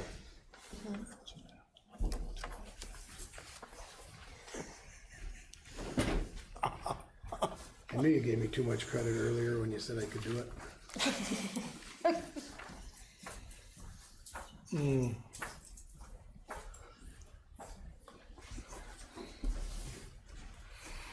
Maybe the mute button? Yep. No, it shows he's all muted, but I don't know. Why? Stupid. In Orlando. Oh, poor thing. Good. Good. Good, I'm glad you're tired. Cold. Yeah. And cold, exactly. Kay and I are going to Vegas. Anything now? Oh, there we go. We're going to see the Eagles again. Here's the bowling ball. All right. Feedback issue? We got you. I don't know what we had, but we got you. We can hear you now. Do you have feedback on your end? Maybe, I'm not sure. Let's give it a go. All right. Thank you. Yeah. Yeah, you're good. Somehow that mute button works. I'll turn you so you can see part of the board. Kylie. Hi, Lee. Everyone, thank you for letting me come in this way. Since we're live, we've got about people watching on the other end. So first thing I want to talk a little bit about is during the interview training, we talked a lot about how we discuss candidates in an open setting. Since this is the privacy law that governs all this, basically is any candidate who applies, their name and information is private. You as board members are the only ones that can see it, and can't share it with anybody. No staff can see it. You've had a chance to review all their papers for the last number of days. When we go about discussing candidates, we will talk about them by their alpha identifiers. So each candidate, you've got a list of the candidates and their letters that are associated with them. They were mixed up so that there's no logical way to assume a certain candidate was a certain letter. And so as we talk about candidates, we'll use candidate J or candidate W or whatever it might be. We won't use he or she or refer to the town they're in or any identifiers that might trigger us not adhering to the statute on privacy. So when we get to that point, they'll remind us again about how we go about doing that. So, first, Madam Chair, the questions for the second round. We developed the first round questions at our last meeting. Typically, we would do the question at this particular meeting, since it is a regular board meeting, and you've already been in session for about 100 minutes or so.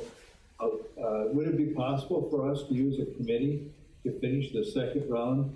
I would work with them this week. We work remotely to develop those questions that we would share during the second round of interviews. You all got a chance to see the draft questions. I think there are 8 or 9 for each area that I submitted to you. Cindy, what do you think? Yeah, I think we originally talked about that, right? Yeah, Was it you and Dawn I were gonna do it.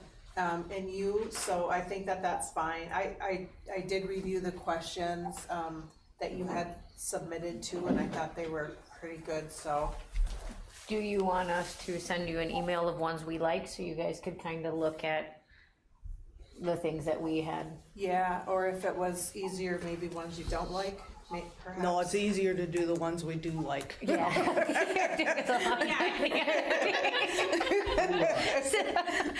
Cindy and Dawn? Yeah, Cindy and Don, But and the then, basis that you have in terms of rewriting, I don't have anything attached to a question. It's really what's best for you. If you want to rewrite, change, throw out, whatever is fine. But if you would do that and send them to Dawn and Cindy, then let's try to work this week and the next couple of days via email remotely. Would that work for you okay? Yeah, that sounds fine. Okay, perfect. That'll shave off a bunch of time for us to make. Can you guys get them to Dawn and me, like, by tomorrow night, like at 6? I'll write it No, down I before need I them leave. earlier because I'm leaving and I'm not gonna be, it doesn't matter. I'll have them on my computer. I was It'll be just fine. thinking if they got them to us, then I could try to. Jen pictures. Here's my list. Here's your list, okay. Okay, or however you want to do it, I can try to consolidate also. And there could be, I mean, if it works out, you could have 3 board members doing that, so I don't know if another one of you. Nobody's made, oh, Jen made eye contact, but she looked away at the last. Sometimes it's too hard to coordinate schedules with Yeah. more people, so I think it's okay to leave it as. I didn't want somebody to feel left out. What's a reasonable time to get them to us? I'm gonna give you mine as soon as I'm done writing my list. I did it earlier. Okay, yes, Lee, I think that'll be fine. We'll start working with you tomorrow afternoon. Super dandy, no problem at all. The issue of how the candidate, we can now, because the candidates, you know, the deadline for applications closed, there were 12 applications that were submitted in total. Our team, we have a team of people like me, review candidates. We first of all, we study your particular leadership profile that you develop. We take a look at some of the issues and things that are going on in your community, such as the referendum that you have coming up and potential consequences from that, and all of the other kinds of information that we've been able to gather, geography, all those things. And then we begin to, once we get a good basis for that, each of us reviews the candidates. We get together as a team and compare our notes in terms of who we think might be a good fit for you to consider interviewing. We look at many different factors, and we consider the community survey that was submitted and what people had to say in the community survey as well. Out of that list, and we come together and see if there are candidates that we can come to consensus on that we would like to suggest that you consider offer an interview. You don't have to. These are just trying to share with you the benefit of our team's work and experience. We had tentatively scheduled 2 nights of first round and one at a second round, which we can modify that if we want to. That's totally up to you. We had 3 slots of first, 3 slots the second night, and the second one up to 3 slots for the second round as well. Again, those can all be changed. So out of that group of candidates, there were a number of names. I'm sure you had a chance to look at the rubric that hopefully you had a chance to apply that to the candidates as well. So you have some ideas on who you think best fits your needs. Our team came together on the following candidates that we think you should consider interviewing. And these are in no particular order anytime. Candidate C as in Charlie. Candidate A as in Abel. Candidate G as in Georgia. And then our team could not come to complete consensus on a couple of candidates. However, there was a candidate that we thought, was partly there. That's candidate I as in Indigo. The team looks at things like licensure issues particularly. We do the research. We go to the Board of School Administrators. We double check licensure. We track down every candidate that way. We take a look at, there are some candidates, and this is true in all pools, some candidates were in the process of finishing their degrees and hoping to get them soon, and we take all of that into consideration as well. We take a look at individuals' past work and it is that they have done and how they might fit with ACA. With that said, Madam Chairman, it's really up to you if you want to, how you want to talk about candidates. Just I encourage everybody to be sure and use letters and not try to use any identifiers that would prevent anybody from not being able to keep their news private. For the audience and for those watching online, candidates' information is kept private unless they are selected to be interviewed. Once they're selected to be interviewed, their name, position, and location can be released. If a candidate is not selected for an interview, their name must remain private forever. That's in statute. So with that, Cindy, unless you have questions, I would turn it over to you for discussion. I have just a quick question. We originally thought we were going to do first round, we were going to interview 6. Sure. With only 12 applying, do we really want to interview 6? You can interview as many as you like. I just finished working with the Crookston District. This is public information.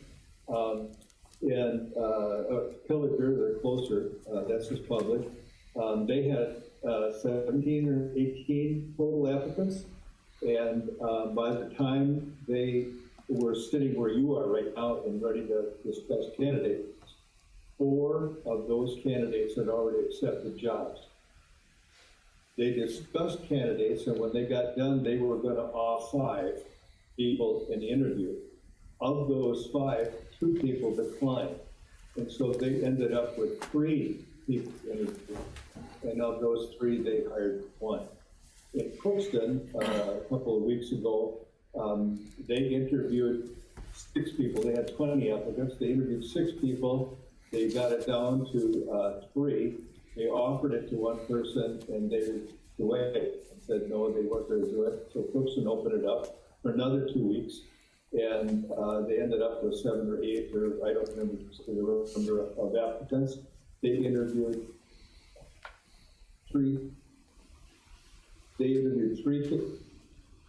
kids, I believe, and they decided to suspend their search, look for an interim superintendent, and start up again in November of next year, so they're a little bit earlier in the game.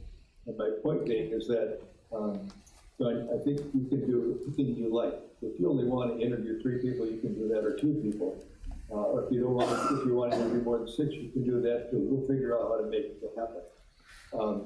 In one of the districts I've done this year, they had a schedule similar to yours. It wasn't back to back to back, but it was 2 first-round interviews and 1 night of second-round interviews.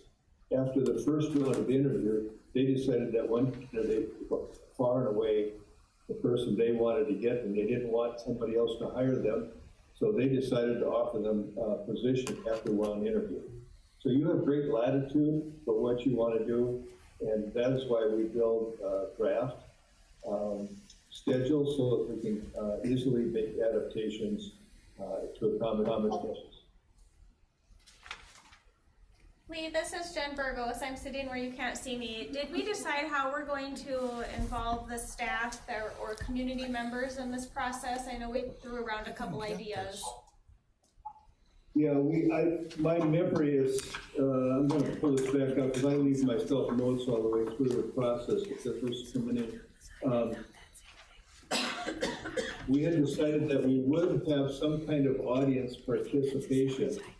And what I suggested as a process that seems to work really well was that you would approach different groups within your school. So perhaps the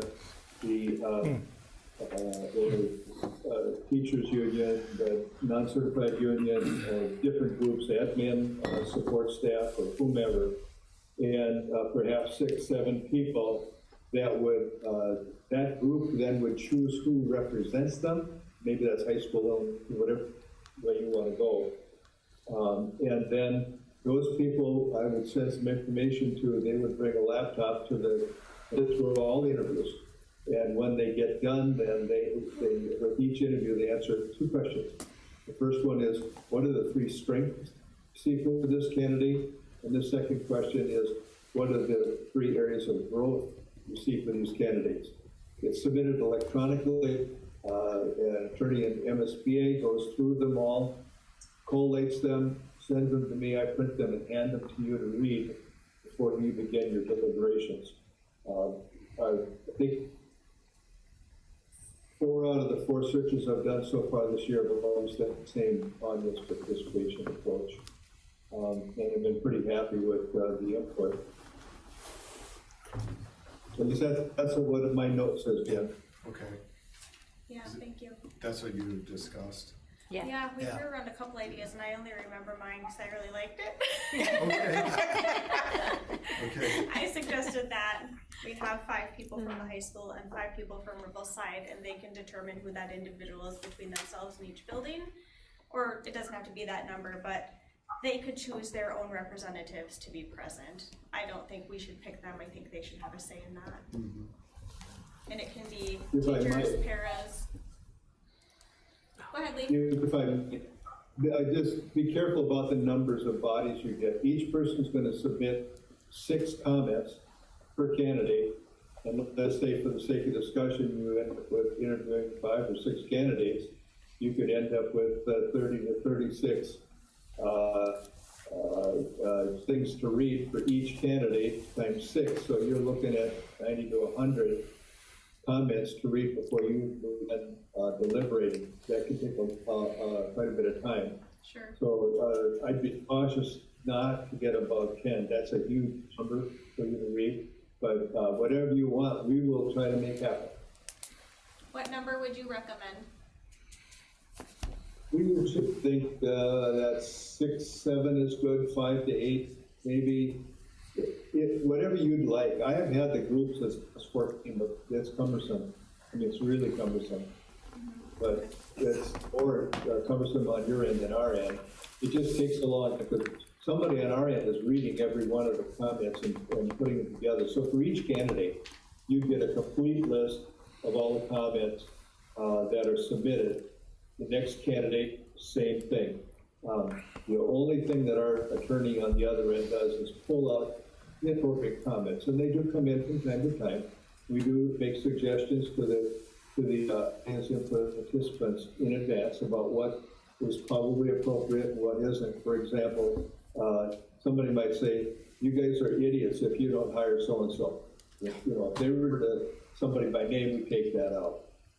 Or there is only one candidate, or whatever. We try to make sure that people take a fair and honest look at each candidate for your benefit, so that when you begin deliberations, you can see what the people other than you are thinking. So totally up to you, Jen, in terms of, as a board, in terms of how you want to proceed. The interviews are coming up quick, so we need to. I would like to see us have 3 from each building and 1 from the bus garage.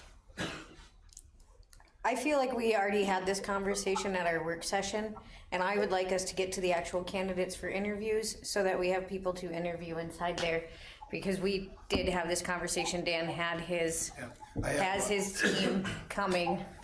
So we had talked about a teacher from each building, a para from each building, a bus driver rep, a potential custodian rep, a couple of people from offices, various offices, Lisa, a student rep, we have a kitchen rep. So I think it's kind of, those are from my notes from our work session, so that'd be. I just recall Lee saying that it's a huge time commitment, so we have to find those people. Somebody that'd be willing, that can be at all the interviews, yeah. Yeah.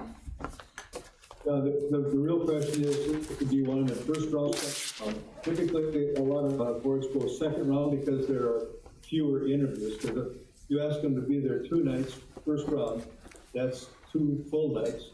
And then if you want them back on the second round, that's a 3rd night. You've got them back to back to back. And it's best if they see, like if they go to first round, if you see one interview, you should see all the interviews so that you get fair input. Somebody to stack the deck if they really want a particular candidate. They can have, you know, all their comments there and then not show up for the others. But when I get the names and email addresses, Dan, then I will reach out to them and share information, the electronic link for how they can, you know, access their input, etc. Okay. And that usually, I can do that in as little as a day or 2. Okay.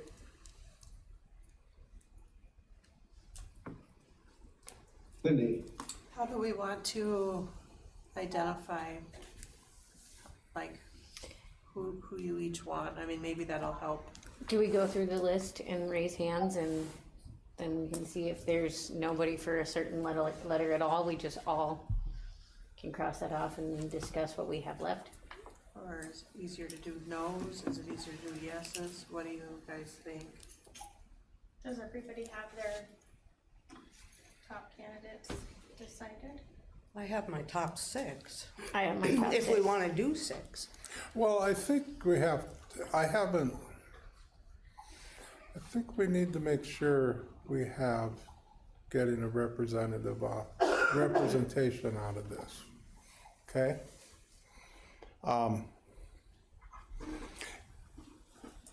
You know, they all have, some have some over another and some, you know what I mean, it just kind of goes, you know, you start reading them and you just kind of go like this, and it just, it's just too hard. I think we need to have at a minimum 5 or 6 on this thing. 5 or 6 candidates to interview? I don't think we can narrow it to 3. No, I don't think we can narrow it to 3. So I'm disagreeing with you. Respect. No, well, I'm not, well, after listening to Lee, the way that people pull out, that we probably need to pick 6, and we might get lucky to interview 4 or 5. Yeah. You're right. Yeah. I would like to. look at 6, but that's, So, do you care if I do this while you're looking? because I at it? found 6, too. I'm gonna use their letters, but if you're looking at your list, this is how they go in order down the list where you can see them. You wanna do a do yours and then I'll have you do a tally as people talk. Okay. Well, I was gonna do start at the top. Do we just wanna do them for everyone? Or just what I wanted, just who I liked? Why don't we make the list A through whatever, L. 12, L. And then we can just we can each say which are our top 6 and then tally them. You know what I mean? Yep.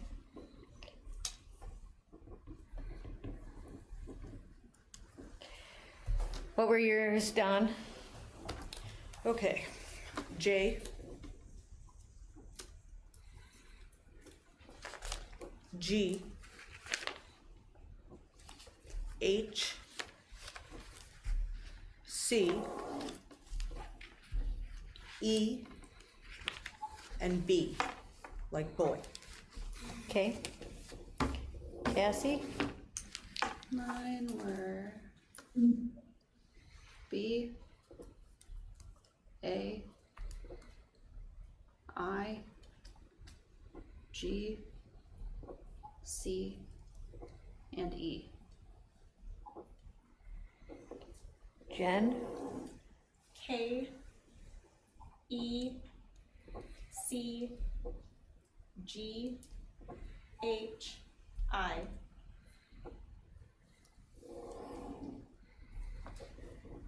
Brian, because you're in next. Gonna pass for now. Okay. Go with Roland, I'm kind of in between 2 here. I'm gonna no. You ready? I can do mine if you want. A, Okay. G, H, B, J, C. Okay.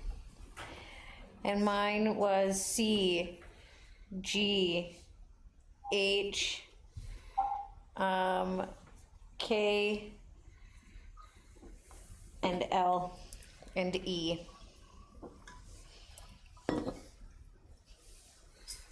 Now we're back to you two. I've got I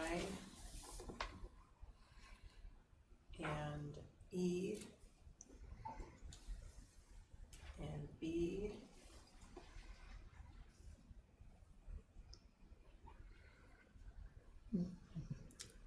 and G. How many is that? 4. Mm-hmm.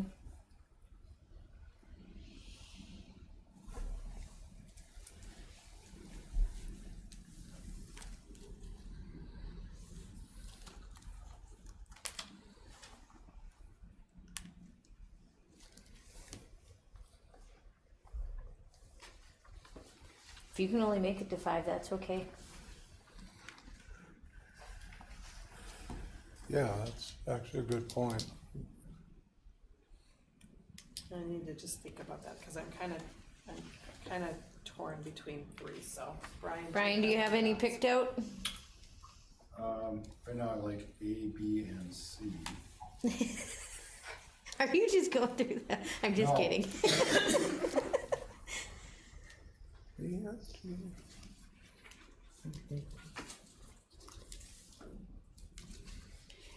Well, at this point, G is a 6 out of 7, and Brian hasn't made it to get to that far down my list yet. So I would think G would be one of our candidates.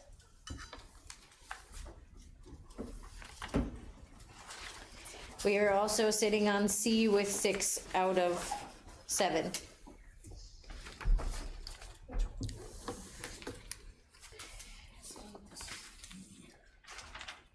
B has 5 out of 7. And that's with everybody having answered through that far. So I think at this point we have a B, C, and a G.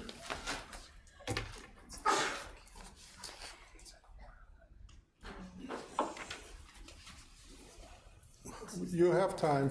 You guys are good. take Brian's back? I'm not Okay. gonna rush him, just let him go. There's the letters down the side from mine. So you can put them right next to your I stay thing. up late anyway, yeah. So Brian, like the top ones, the top three? That's, I was up, So do I you was like actually working, C and not, G? I work Monday mornings early. It gets later as the week goes on. Friday. As soon as I sent it, I was working, I had my computer, so was I. Which is unusual. At 7:30, it's unusual.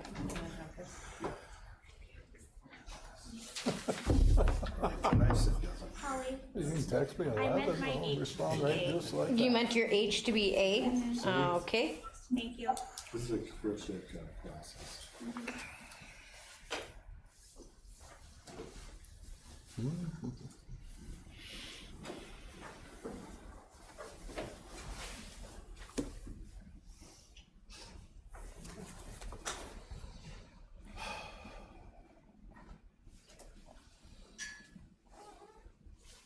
Yeah, I would add, J on the line. J onto yours? Yeah. Okay.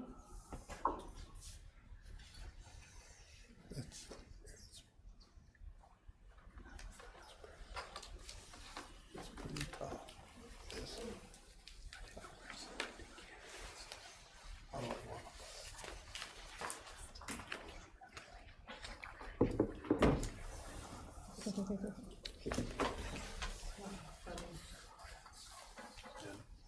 And I could get on board with A. A lot of people have A. Yeah, I don't even know who it is, 'cause I have no identifying anythings.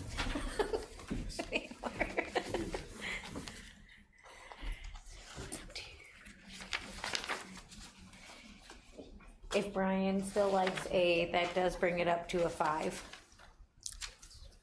I don't know if I can get on board with A at all. That might be interview time. That was like, I needed to see the person. Right. Yep. Not necessarily impressed with the materials, but wanted to see the person, the depth. A wasn't on my list, so now I can't see. I look at it and I still Oh. can't see it. I just. Yeah, no, I just re-looked at that one, actually. I can go either way. Yep.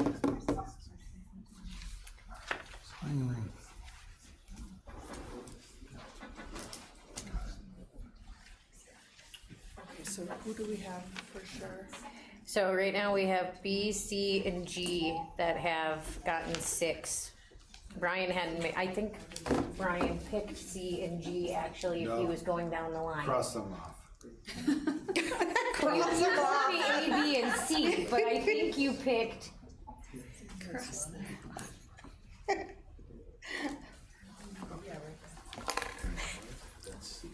Yep. All right, Okay, so you did pick C? I did. Okay. Just working through matching this It gets with this confusing chart. when you're. Yeah. There's 3 different. And what was the other one that I you love this. thought that he? I had to I print thought out he the had rubrics G. and I had to. So that'd be the third one down on the list. Oh, gosh, I couldn't do it without it. I was like, oh. Because after you read through 3 Okay, or 4. so that makes, it's like, oh my those gosh, are they all sound unanimous, those two. C and G are unanimous. B is at 5, which is enough. E is also at 5. So then we have just about, we have H at 3, we have I at 3. And then we have K at 2 and J at 3. So J, I, and H are at 3. Sorry, say those again, huh? J, I, and H are at 3. Because as of right now, we have, again, A has 5, and E has 5. Let Brian vote, maybe that'll help. Okay.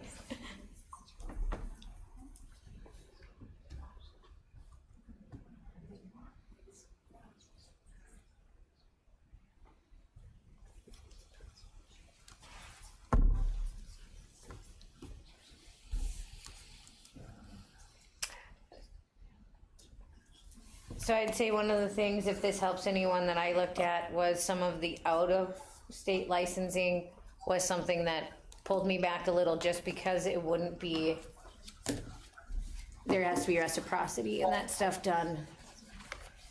And so it felt a little less prepared. And there were a couple of them that do not have their licensing. Yes, And either. I don't wanna deal with it. No, that's a minimum qual.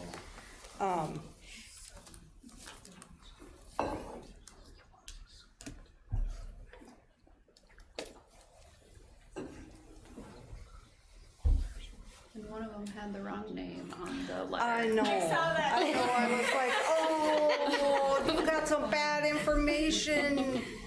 His name is Stifter. I think it was maybe we're applying for a few and got a little Yeah. confused. Yeah, didn't Yeah. change the school name. I saw that too.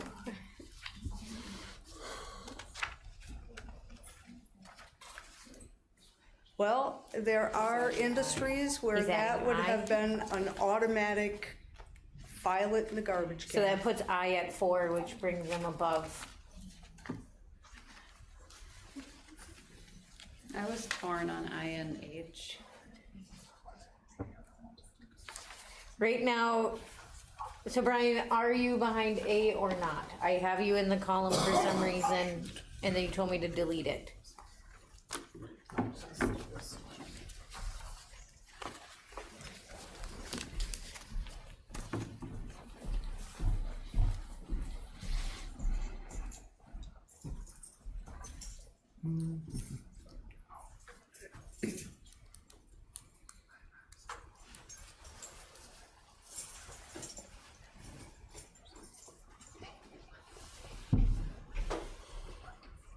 I think it was H that concerned me because there were history, there's 1 or 2 years in each position.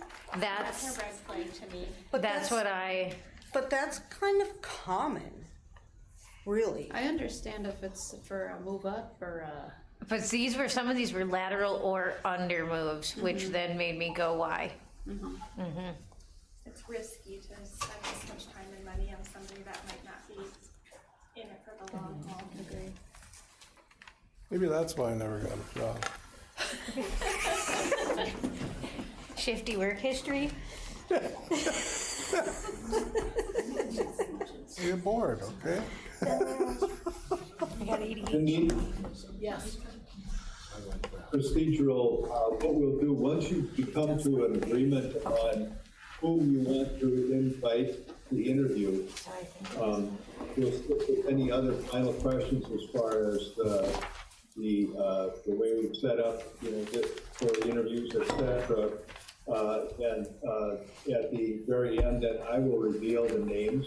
Okay. But your motion could be, we would move to offer interviews to the following candidates, and then candidate A, B, C, D, whatever those letters are, and you click on that, and then later on, I will jumble up the names and the mixture of the letters and reveal them and positions.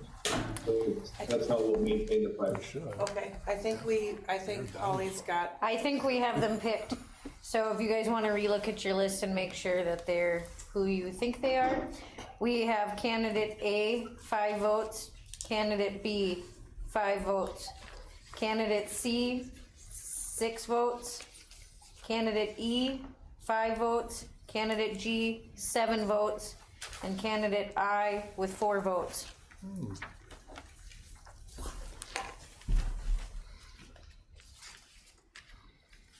Is there anything anybody wants to dispute, or is everybody? where did J fall in there? J ended up with 3, so they came in just below I.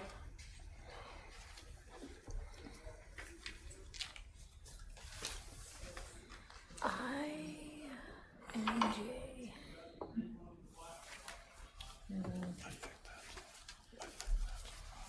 Okay, tell me again who were Which A, one? I or J?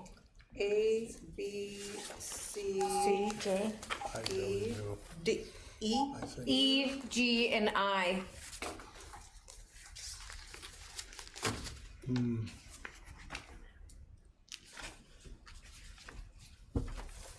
somebody help me understand why I and not H? I can't because I picked H. I think on the tallies, I think I ended up with, I has one more. J and H are both at 3. So we were very split between J and H. I just got one extra. It was Brian. Came in at the end there and gave I their 4th vote. I initially liked H, but then I looked at the work history, and that's the candidate that has 1 to 2 years of employment at multiple places, and that was a red flag for me. That's fair. I used the rubrics, and of course that's relevant to me and my perception as I read it. I'm okay with not doing H, but if you look at J and I in the rubric, J blew I out of the water. I didn't use the rubric. See, and I went the opposite direction. I did add a couple things to my rubric. I did use the rubric, but I did add a 1 through 4 scale on education, dependent on the kind of education they took, you know, whether it was certificate or if it was actual graduate. And then I did a work history addition. So I came up with a 42 on my J and a 50 on my I. They have my iPad, so I can't exactly pin in there and tell you exactly why, but part of it I think was the quality of the way they maintain their education. I'm not saying one is better than the other, but I think one graduated and one did not. One of them was a certificate and one was an actual graduate, but am I wrong on that? Lee, what sort of reference checking or backgrounding have you done on candidates yet, or haven't you? We have. Because our names are private, we can only, MSBA can only reach out to those candidates because the references that are listed on a candidate's papers. The other thing is that because all school districts belong to MSBA, we have the ability to know everybody either firsthand or know somebody, and so that makes it, there aren't that many people that do what Dan does, and most of them all know each other in one way or another. So there's a body of information that everybody in the business knows, just like any other business. However, when it comes to specifically your question about candidates or references, we can only reach out to those that are listed. Once they're named public, you can reach out to whomever you like because it's public information at that time. And do you, if they are working for a governmental entity, do you typically do data requests to get copies of their personnel files? We have not. Can you? We can.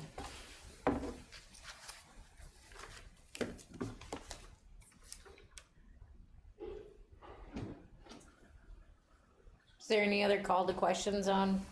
I'm having a hard time with I. What? Because I just don't,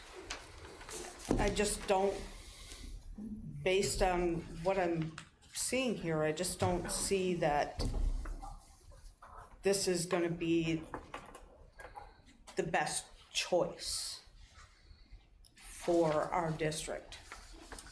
well, I think we've got 6, so we either would need to go to 5, or if we were to do the next, then it would be adding on the next 2, right? Yeah, because the next 2 are tied at 3s. So I'm okay with setting H aside, but there's really... which one are you really looking for? The one I really am looking at is J. Okay. You know, first of all, that cover letter that was sent was actually a narrative. It was a narrative resume. And on J? On J. Okay. And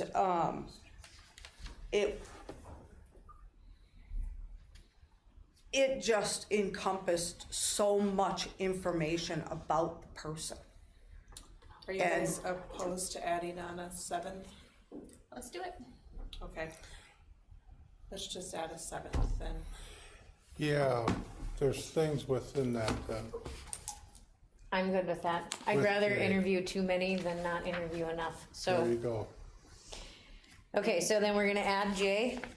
Does that make everybody feel good Makes me feel good. at the 7?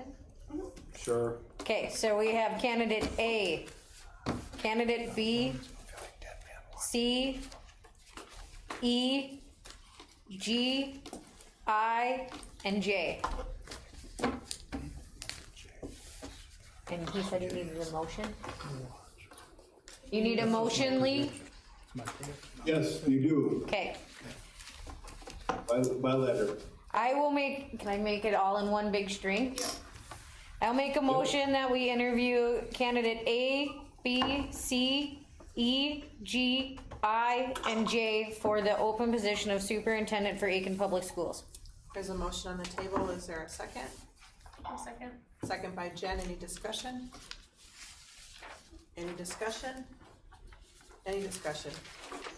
All those in favor signify by saying aye. Aye. Aye. Any opposed?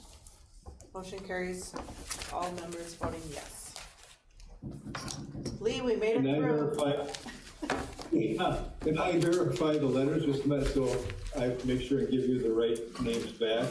I think what I heard was J, A, I, E, C, B, and G.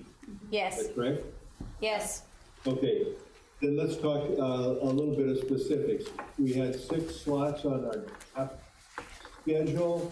We should add a slot someplace.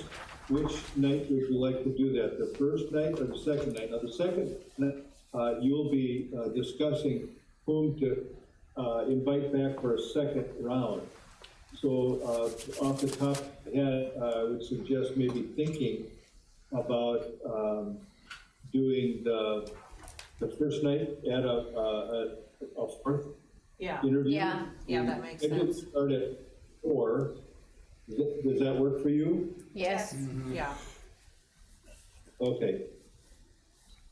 Are these interviews So gonna what- be online, are they gonna be like by Zoom or in by person? Zoom? What's your format? Well, we can go either way. I think you need to decide now whether you want to offer somebody an online interview or whether you want them in person. So far, I've had candidates ask about that, and each of the boards I've talked to said, no, they wanted to see them in person. In the past, I have done them, particularly during COVID, we did more of those online, but it's your call all the way. I think first interview The first Could round be- could be on could be an Zoom. option, because But the they may second have needs to to be in travel a long, long ways. But second one probably should be in person. Yeah. Because I wouldn't want somebody not to see the community if they're going to number 2. Yeah. Well, and I would like, I know that I connect better with people and can truly get my understanding of them in the room more than I do over the computer. So I'm not comfortable making a final offer for a job without having them Yeah, come into the building. I'm gonna go with that. So I think that first Well, one, the other consideration is because you're going back to back to back. Right. If somebody does have a distance and they are selected for the second round, they might have 24 hours to travel a distance. That might be an issue. And from a candidate standpoint, if I'm serious about it, when I go to contact them about scheduling, I typically look at those that are furthest first and give them the first choices about when, because then the travel can most easily be accommodated compared to people that live closer by. And in this situation, perhaps they might do a travel simply because it's back to back. But it's your call. I'll go either way. So round one is, It's Wednesday and Thursday. No, Tuesday and Wednesday. Yeah, we need a gap then. Tuesday and Wednesday next week, right? Or And 24th. And Thursday, we had all 3 days. Thursday would be round two. Yeah. 26 is round 2, yeah. Oh, Lisa, what day is conferences? 26. Tuesday night Oh, sorry, that's for and elementary. Thursday morning. Okay. That's where I'll spend my lunch break. wow, round one, round two. Oh, so they're You're with us 3 nights next week, Roland. husband of fish. We need to have a potluck. We'll be fishing for the next I superintendent. can't fish. Yeah, we could do a potluck. Pretend you're Jesus. You're fishing for people. Yeah, I know, of course it would be here. There's a shirt I We're want waiting. buy or make, it says, first of all, So what Jesus are thinks I'm a your delight. wishes about, what are your wishes about online? I prefer in person. I think our preference is in person.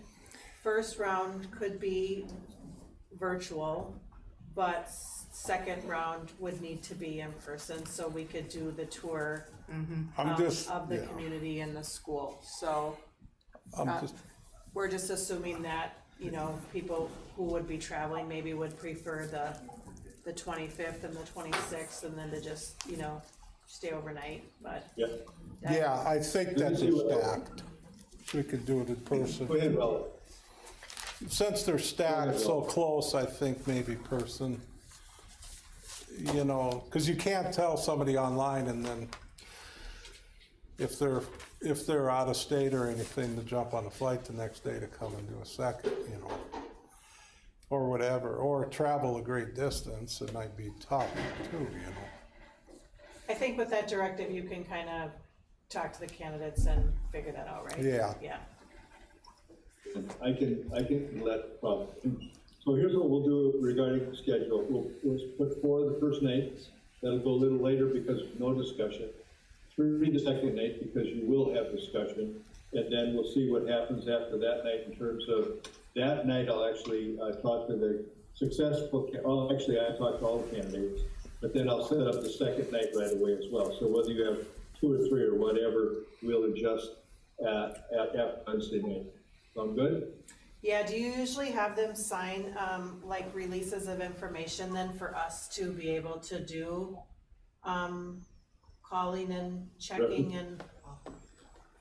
No, we tell them that you will be doing reference checks, but we haven't signed releases, haven't done that.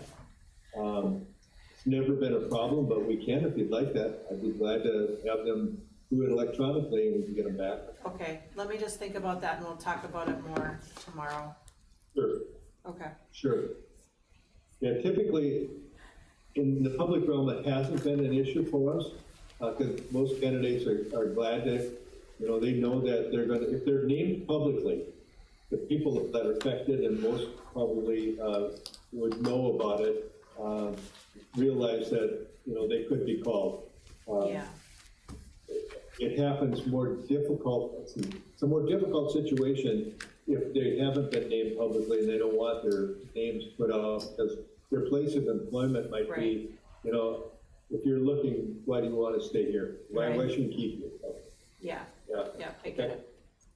Well, Cindy, however you want to do, just let me know, and we'll make it happen. I've just wrapped up the last search, now I have a little time this week. Okay, so I think, are there any other questions that we have regarding the tour part? Typically, it'd be a second round. We don't arrange the tours, but you can. I can work with Dan and give him some ideas about that, about how you might want to do that. You might already have some ideas, and then we can give you all the contact information you need for the candidates. Okay. Does that sound okay? Yeah. Okay. So the last thing then that we'll do here is that I will mix up all these letter numbers, so we won't use letters anymore. I will release the names, their position, and where they're at. And then I will begin contacting them to try and get things scheduled. Hopefully yet tonight, we'll see if that works. If not, tomorrow morning, as soon as I get that information, I will rebuild the schedule and email it out. And it will go to each of you and to Dan as well, so that's available public. I will build a press release that you can use however you like. So that'll come, and well, if it's too late tonight, I can't get to everybody, it'll come out in the morning. So, Cindy, if we're all set, I'll put the names out, and then our job is done tonight. Okay, sounds good, thank you. Okay. In no particular order, these are the names of the candidates. And they are not in any order. Tara Lear. Tara is the superintendent administrator of the Plummer Woolley School District in Plummer, Idaho, which is just outside of Coeur d'Alene. Tom Cooper. Tom is a principal in Holdingford. Brad Johnson. Brad is the superintendent in Renville County West, in Renville. Mary Morem, M-O-R-E-M. Mary is the superintendent at Houston, Minnesota, and also the executive director of the Minnesota Virtual Academy. It's part of the Houston district. Gary Weitz. Gary was the superintendent, former superintendent in Dodson, Montana, now in Minnesota. Drew Geldner. Drew is the former principal of Greenleaf Elementary, but currently the CFO of Country Sisters Incorporated. Mike McNulty. Mike is the director of business operations in Rockford, Minnesota. Did I get all 7? Yeah. I got all 7. So I will work on that schedule now. Hopefully we'll get something done. And if not, we'll see it tomorrow first thing, as well as the press release. Are there any other questions? I don't think so, thank you. Yeah, your papers now and notes and things need to be kept by the district as part of their data retention records. I think it's a 3-year cycle. I'm sure your folks know the details on that. And Cindy, I'll reach out to you and on, and we'll start working on those questions. Sound good? Yes, thank you. Perfect, thank you very much. No other questions? No, thank you. Flip it over, the back is where all the juicy stuff is. Okay, so you can kind of get the questions then emailed or sent to Dawn and I. Some of you have done that already. We'll work on those with Lee tomorrow. And try to get those wrapped up. And then I think we're good, right? Yep. Okay, We should be good. all right, thank you, appreciate your work. Okay, Thank you, guys. Good night. I'm glad you all made it in. Yep, bye-bye. bye. Driving across North Dakota yesterday.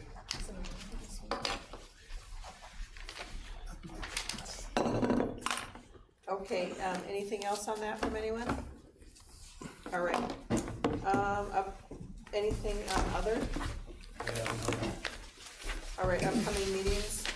School board meeting, March 24th. That's gonna be the first round of interviews here at 4 o'clock. Yep. And then the next day again at 4 o'clock. And then the next day will be the second round, starting at 5 o'clock. Regular school board meeting on the 20th, 6:30. I'm flying home from Sweden that day, so you're on notice, Brian, that you may be needing to chair that meeting. Yeah. And then the policy meeting on May 13th. Gosh, we're getting close to April, aren't we? Okay. Do we wanna do some kind of potluck or something for, what do we wanna do for food during those interview times? That's kind of a good question, maybe because I'm hungry right now. Are we gonna have time in the schedule? I think. Yes, we it's did built block in there. out. He built us a half an hour dinner break. That's why I wanted to know if maybe we want to bring something along like chili or something we could have in the crock pot where we could just go down and make a bowl. Well, my husband, I really want seafood chowder at my house, but nobody else eats it but me. Walleye, Roland. It's just too hard to keep. Yeah, you gotta eat it fast. He can't cook it and us eat it in half an hour. This will have to be maybe an email for us and we can Yeah. Microwave it. split up our dinners. As long as we can use a lounge Maybe or do, something. Yeah, a couple of soups and Okay, bread and figure it out. something, okay. Pancakes, maple syrup. Brian and I'll have some, maybe. I don't know. It'd be close. No, probably not. Roland's gonna be tailgating Really? if we let him keep going. I'm starting Wednesday. Okay, anything else? I can't even get to my trees right now. I will make a motion to adjourn. Motion by Holly, is there a second? Second by Jen, all those in favor? Aye. Any opposed? Motion carries with all members voting yes. Meeting is adjourned. Thank you.